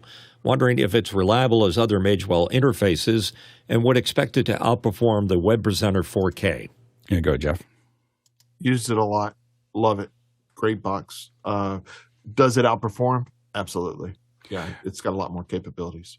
Yeah, it's got a lot more flexibility. I mean, definitely it's a lot more flexible than the Web Presenter 4K. And we need to take a moment to do some research with the encoding of that's being used right now of pretty much all the Blackmagic things. We found when we started using the ATEMs for compression that the crushing of blacks was not just for the UVC camera; it was pretty much all the encoding, and so we need a moment before we get any more things that are encoding, from Blackmagic to test everything, to go through. We're just concerned that there's some chip issues that are there, and so we'll probably take a moment just to test that and get some test signals through that we can reliably compare. So stay tuned for that. But I would say that the Magewell stuff that I've used has been really top notch. They came, I've been doing this long enough that I was thinking about this with Skarhoy. Skarhoy felt like it dropped off the back of a truck 12 years ago when we were first working with them. It felt like some guy was like, and I think they were putting them together in their garage. And now it's like this super refined, like you go to see their booths and you see what they're building, and it's just super powerful. Same thing with Magewell. When I started using Magewells, they were like the backup to the Blackmagic stuff, and they were these like dinky little converters that we would use for SDI to USB. And they've really built an incredible platform of tools, over the last decade. It's kind of an amazing thing. So, and a lot of the stuff, I haven't used this specifically. Looking at it on the webpage, it looks very impressive. I'm curious, like, hey, does it do 10-bit? Does it do these things? I don't know if it does, but it does do a lot of things that look pretty good. Yeah, go ahead, Guy. Yeah, I'm looking in the chat. John Wallace and Mick, you're saying that this show's running on the Talon Osprey 4K, the SE encoders, which I've found also to be really just rock solid. I have some other Magewell devices here that are 4K for NDI, and they're solid as well. I know Jeff uses a lot of the Magewell devices as well. They've implemented their cloud handling for multiple devices that's way above anybody else that I've seen. I mean, Epiphan has some nice stuff that works well, but Magewell is just a little notch up ahead of these guys. Go ahead, Jeff. Yeah, I think exactly what Guy said about the interface and the management side. To me, that makes all the difference in the world. As long as the base features are there, they're what you need. But the ability for me just to fire up, and I can see all my trucks, I can see every Magewell device that's on all my trucks, and I can control any of them and make them do whatever I need. That's a huge. I work remotely, so that's a huge win for me. And even on site, the guys are just like, "Oh, look, is the server on?" I'm like, "Yeah." And they're like, "Okay, I can't find it because I'm using DHCP. Can't find the IP address to talk directly to that device." With the Magewell Cloud, you just log in and there it is, poof, and you got control of it. So the software layer and the control layer is also just as important to me as the capabilities of the device itself. Next question. Robert Green from Los Angeles, California. How should a multi-camera 60-minute style interview change with the new media style of looking directly in the camera? Go ahead, Bill. Well, look, I think this is my opinion. They're two different things. Number one, on the strain on, you are engaged with the person who's doing the interview, and I think that can be very powerful. The look aside, you are observing the person being interviewed, and those two things can both be very valuable. In fact, I'm noticing a lot now with the hostage situation that the world is going through, the families, particularly of the people who are held hostage. I will often see a two-shot where the mom and dad of whoever's being held, one of them will be directly speaking to the camera for a patient. That is incredibly powerful. But as I watch the other person, they are not making eye contact, and that is equally, and in some cases, more powerful, because you can almost see that they can't even make eye contact because they're going through such stress and pain. So I think it's an aesthetic choice whether you decide to let that person be observed or let that person be directly participatory, and it's piece by piece, depending on what the content is. Go ahead, Mitchell. Yeah, I agree with Bill. I think that they're not going to change anything at 60 minutes because generally you have the interviewer, the person that they're looking at, until they want to address the camera. And make sure you do that now, you know, that kind of thing. The difference is that you're talking to the person that's asking the questions, the producer, and now you're talking to the audience. Good, it's not normally done. Yeah, go ahead, Nigel. Yeah, I think 60 Minutes is an example of media of the past, not media of the future. I don't think there's anything you're going to do to fix 60 Minutes, quite frankly, because I think it's a dying format that's as much about the ego of the interviewer as it is about a search for content. I think if you want a more interesting look at people like Chris Williamson, some of those people on YouTube who can manage to put on a 2-hour show, which I'm absolutely okay to look at, and they're looking at each other, they're engaged in the conversation, they're clearly multi-camera shoots to break up the image. But I think it's about the purpose of the interview, and when you find someone where the purpose of the interview is really communicating and learning, then you get absorbed in the content. The part that really that I have to admit I laugh at is when they bring somebody in over a laptop, like they're going to interview them obviously over Zoom, they go through all kinds of acrobatics to show that the person was talking on their computer to over Zoom. That's the way they did the interview, and they have a over the computer shot with you see the top of the laptop, and they're looking down, and they're like, the amount of work that they went through to do that is kind of amazing, you know, as opposed to, like, I have been doing Skype and Google or Google Hangouts and Zoom interviews for, 15 years now. And it's just, I've gotten to the point where I almost turn it off if I see that. No, 60 Minutes probably does it better than anyone else because they get those cameras right over top of someone's shoulder so that it's almost right on, on that process. But I think that the over the shoulder, the off to the angle in 5 to 10 years, 10 years because nothing goes as fast as I think it will, but 5 to 10 years, that will be almost gone. Like it just won't, like in interview shows, you'll never see an off-camera view because of what we're doing here, because of the fact that we are looking at people every day in every meeting. It's a straight-on shot, that that idea is going away. I don't even like cutaways anymore. Like when someone cuts away, I automatically know that they're cutting around something. And so I don't even like the side shots anymore. Like I just feel like, and we're so used to jump cuts from social media. I'm like jump cut it or just put a graphic over it, but I don't want a second camera anymore. Yeah, go ahead, Mitchell. Yeah, it's almost as you describe it, when they do the over-the-shoulder shot, they're 60 Minutes is saying, don't blame us for the quality of video. He's talking or she's talking into a laptop. Yeah, and that's exactly why the audio sounds bad. But it just doesn't have to be that way. Like, and they obviously, when you look at it, they obviously sent somebody over there to shoot that. They sent somebody over to shoot the fact that they weren't shooting it. Like it's very confusing for me. Anyway, go ahead. Next question. Next question is from Mark Sanderson in Chesterfield, UK. It's a QR question, and Mark asks, I'm trying to put together a totally battery-powered streaming setup, purely amateur use. Tech Condo used a Rode DC USB 1 made for a Rodecaster Pro to power an ATEM. Has anyone tried this with either an ATEM or a Rodecaster Pro? here's what I would say. If you wanted total battery powered, I wouldn't do all the thing. I wouldn't convert or try to figure out how to make every piece of device work. I would just get a UPS. So, just get a big battery or get a Jackery. So get a Jackery or a big Jackery will run your system for a long time. Or you get a UPS. What we've done when we needed batteries, we've gotten the APS 1500 VA versions of those, and then we take them apart and we take the little beeper out of it. And then that's a battery.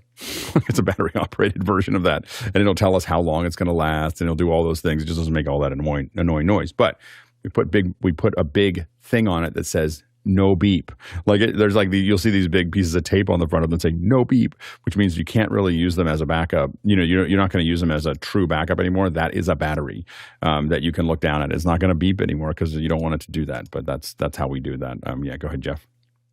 I was going to suggest the Jackery route myself. Yeah. It's just, I have what are these? EBL. So it's a offshoot or generic version. It's a lithium-ion battery all it is a lithium-ion battery with an inverter on it. But we've got probably a dozen of them now, from doing things on the side of mountains to going on races that we don't want to just bring out and have to worry about refueling a gas generator. Because they'll last not near as long as these battery packs will. Yeah. I just highly suggest that route. Simpler. There you go, Bill. And because things are getting more power sippy and less power hungry, particularly things like small cameras or your audio stuff, I've got a couple of these 2400 milliamp hour Anchor kind of big guys that if I have something that doesn't have a particular draw, this will last 2 days on it. Now, if I'm trying to recharge a laptop, that's not true. It'll probably 3/4 of the way refill my laptop if I'm in the field.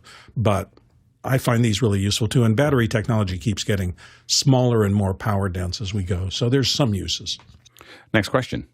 Stephen Montaigne from Madison, Wisconsin has a question. Pointers for Final Cut Pro project backup when working on episodic content. The library is the overarching container, but each episode is its own event. Strategies for backing up without unnecessary data duplication. For example, shared titles, intro, etc. Go ahead, Brandon. Yeah, so one of the great things with Final Cut when I started editing in it years ago is you can just import everything to your library file. But I would say if you're going to be doing a lot of backup of episodic content, you can turn off that copy to library function and do all of your data management outside of Final Cut, and then just use Final Cut to reference back to those files. So you're not having to create multiple copies of everything. You just reference those files in the folder, and then each episode you do your data management outside of it. And I think everything should link up pretty quickly, and if not, Final Cut has some pretty great tools for reconnecting it all. Good, Bill. Yeah, everything in Final Cut is metadata expressed against virtual footage pools. And if you take a little time to learn what is fundamental, what is irreplaceable, and what is calculated by the program. Yes, your camera originals are going to be something that you want to sequester and back up and multiple backup. But a lot of what happens in the program is that metadata expressing itself against that original program and calculating something new. That can all be recalculated. If you want to learn some more, do research up into the term lean library in Final Cut. There'll be a lot of people who have talked about that. There'll be a lot of YouTube videos. And a lean library is working to cut down what you actually have to back up to the least amount that respects the fact that everything else, if you give it a little time, can be recalculated. But you want to make sure you protect the things that can't be easily recalculated. Next question. Stefan Fischer from Würzburg, Germany asks, can a USB Pre-2 device serve as an audio interface to bring audio from computer A to computer B to computer A and simultaneously be a monitor speaker controller for computer A? No. Well, maybe. I mean, it would be you're asking something to what I have a vMix pre here, or a USB pre here. You would typically use the audio from USB, the audio from B to A. You might use as a mix pre to go out, analog out, back into a mix pre or something. That's how I use this one. This is like I need to plug this computer in. I don't have time to figure it out on Loopback and a whole bunch of other things. I'm just going to plug it into this computer, and I got a solid output from that computer, and I run it into my input in my mix pre, and then it just works. And so that's That's how I use the USB pre to do this. But I can't take the audio from I don't think I can. It would be difficult. It would not be the best way to do this, to take the audio out of USB A and send it out of the outputs. You probably could do it using the aux in, and then there's a lot of weird routing that you could do to do that. I wouldn't recommend it. So I think that you don't want to do both of those things at the same time with that piece of hardware, because its tendency is going to be with computer B, because that's what you're outputting audio from. So that'd be my suggestion there. It's a great box though. So I gave away a lot of. At one point I had over 60 of them that we would use for. It was just like it was in every box everywhere. It was just the best. Next question. Next one in from Douglas Carmichael. Guy, how do you like the X-Real goggles? Are they as immersive as they say they are? And can they connect to an iPhone 14 Plus? Good, Guy. Yeah, they're pretty immersive. I'm digging them more for entertainment use than production use. I thought that I would use them more for business. I bought them in anticipation of the Apple Vision Pro.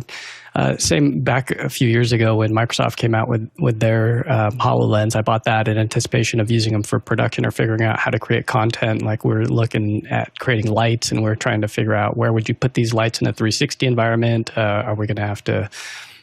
We're just trying to figure things out. So we got ahead of the market, and same with these. I was trying to just get ahead of the market and figure out what's coming down the pike. And so far, more for entertainment. But to answer your question, here's the adapter that you'll need if you have the 14. This is called the X-Real adapter. You'll need the standard Apple adapter that's Lightning to HDMI, and then this is the $49 X-Real adapter, and then that plugs into the goggles. And it does definitely make it more immersive if you put the black cap over the top. The new ones, you don't need that. They actually have it built in. The shutters are built in. So that's one of the reasons to get one of the newer ones. If you're looking at buying them, is the shutters are built in. You don't have to. It looks pretty funny when you. Here, I'll just demonstrate to look funny. So if you're on the plane like I was yesterday, this is how I looked. So you're looking like. So a blind man. All right, so there you go, Doug. And do you like them on the plane? They're amazing on the plane. Yeah, that's my big plan, is to use them on the plane. I was almost going to send them back because I'm not using them that often, but I was like, but on the plane they'll be great. Yeah, especially if you have some AirPod Maxes, because then you're just in your own little world. I mean, you push the noise cancellation and beep, everything goes away. It's pretty amazing. Yeah, on my last COVID vacation, on my last Covation, I was laying in the bed and I watched all of the new Mission Impossible with my Air Maxes and the Unreals or X-Reals, and it was great. And so that's what I could do. And so because I couldn't go down to the house, go the rest of the house, and so anyway, yeah. So I think that they're pretty impressive for that. So yeah, and you can't watch any of the videos from YouTube though, or a lot of the stuff is all copywritten. So I'm sorry, YouTube TV. If you go to YouTube TV, you always see is black. Like I wanted to watch a football game, but you can watch the Apple stuff that you've bought. Next question. By the way, I think you need to write down covation. That's a new word right there with confabulator. Yeah. Next question is from Eduardo Augustine in Panama City, Panama.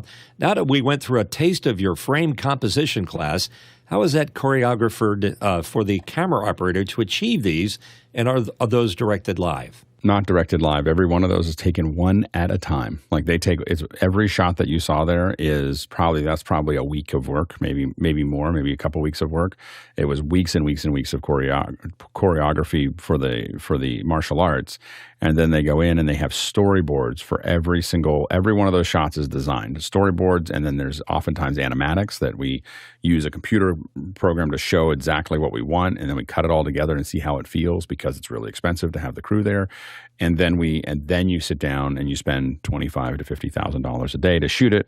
A lot of that was shot with those are high-speed cameras for the shoots. And if you look very closely, you'll notice that the quality of the image changes when it goes to high speed because it's grainier.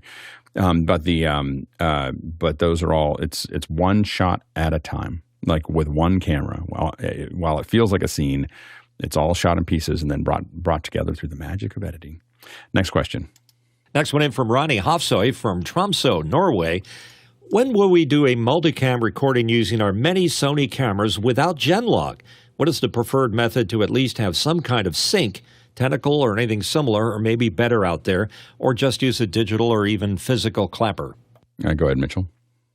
I would start with a clapper. I mean, that's a good place to start. But jam sync is at least a tried and true method to make sure all the cameras at the beginning of the shoot, if it's a shorter one, if it's a long-term shoot, then you better have some type of genlock connection. But a clapper can sometimes fix a multitude of problems. Good, Bill.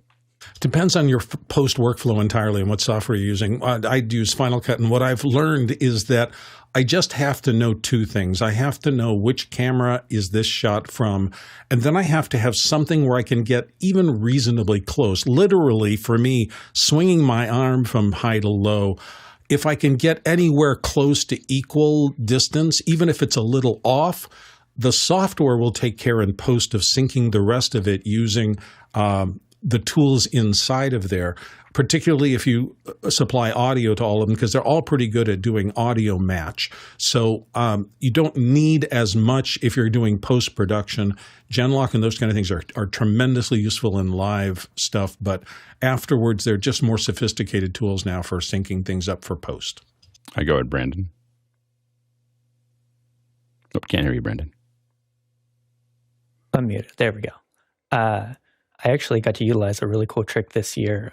So if you have, I shoot on the Sony FX3, the mobile app that comes with them, you can use that to Bluetooth sync time of day, time code into all of your cameras. And you can do it across as many cameras as you want.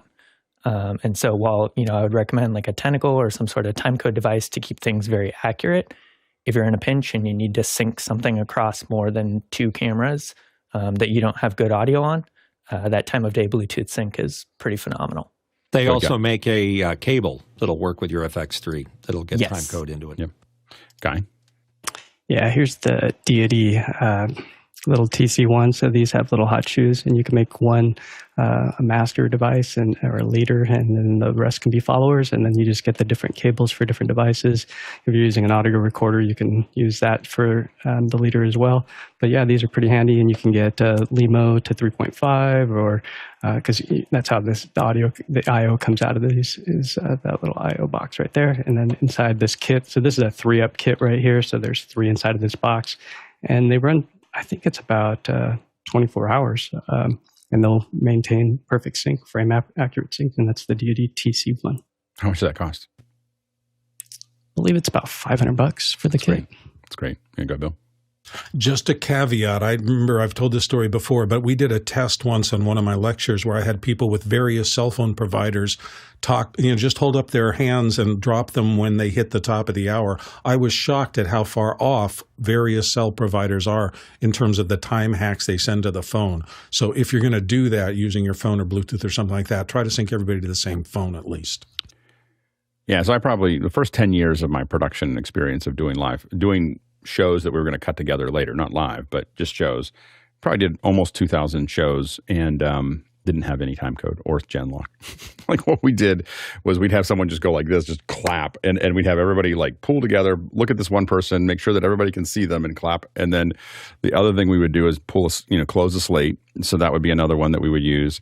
And then another one we did, we used to joke it was called the mini slate because it just felt less weird. And we'd have people just look at all the cameras and go like this. And that would be enough for us to visually just grab all of the, know that all the cameras were in the same place before we started shooting that segment or that piece that we were doing.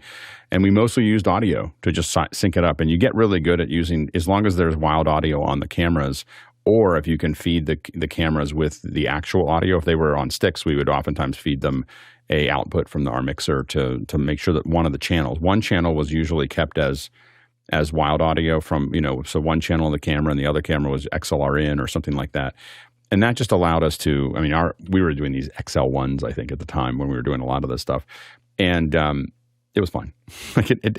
I would always prefer time code now, especially with the complexity that we do at this point. But we were able to do an awful lot without it. Next question. Next one in from Brody Brazil from Danville, California. I'd like to connect an Xfinity cable box into my ATEM Upstream via HDMI, but I'm pretty sure it's the copyright protection that's not letting a signal pass. Is there a specific device and workaround for this? Go ahead, Mitchell. Yes, there is.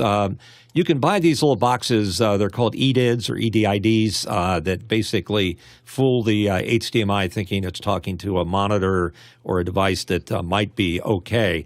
It seems that I've found that if you buy them in the U.S., they still block the HDMI handshaking. But if you buy a foreign version from some other country, it seems like they let that go through. They're not really allowed to advertise that that's what it's used for, but you might have to buy a couple just to get it right.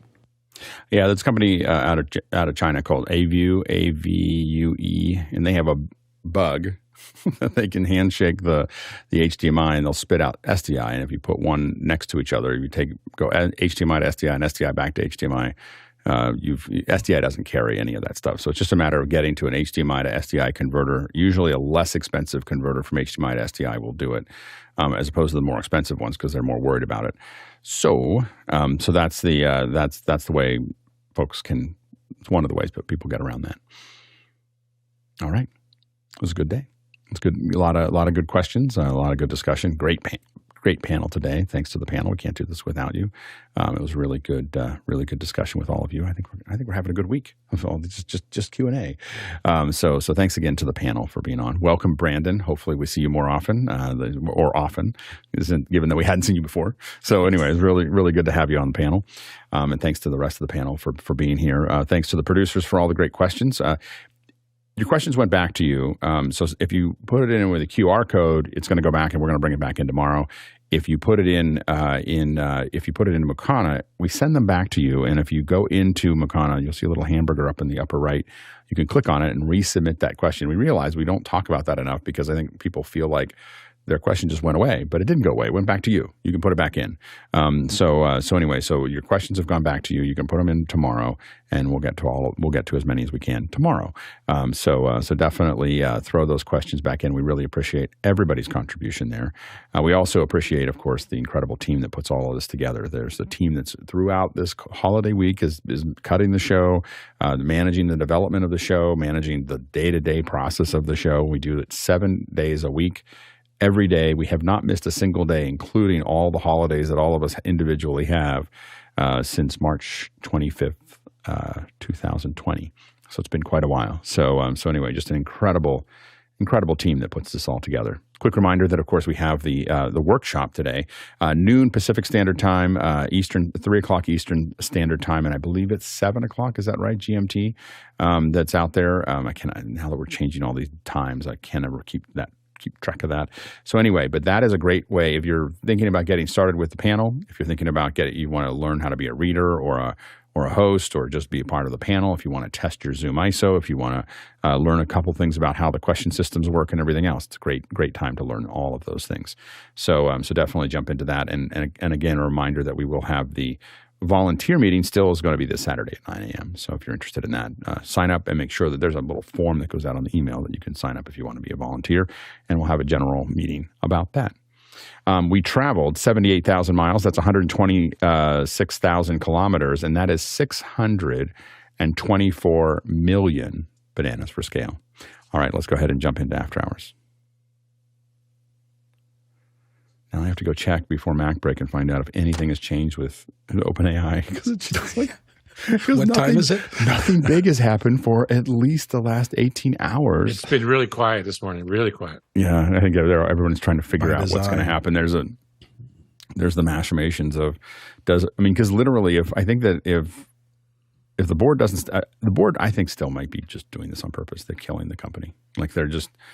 I think that the board they don't have a fiduciary duty to have the board to have the company survive, and I think that they may have decided to kill it. That's the 501c3 part. Yeah, they don't. Yeah. Right. So because if they don't step down and he doesn't come back, it's over by January. So anyway, it'll be interesting to see.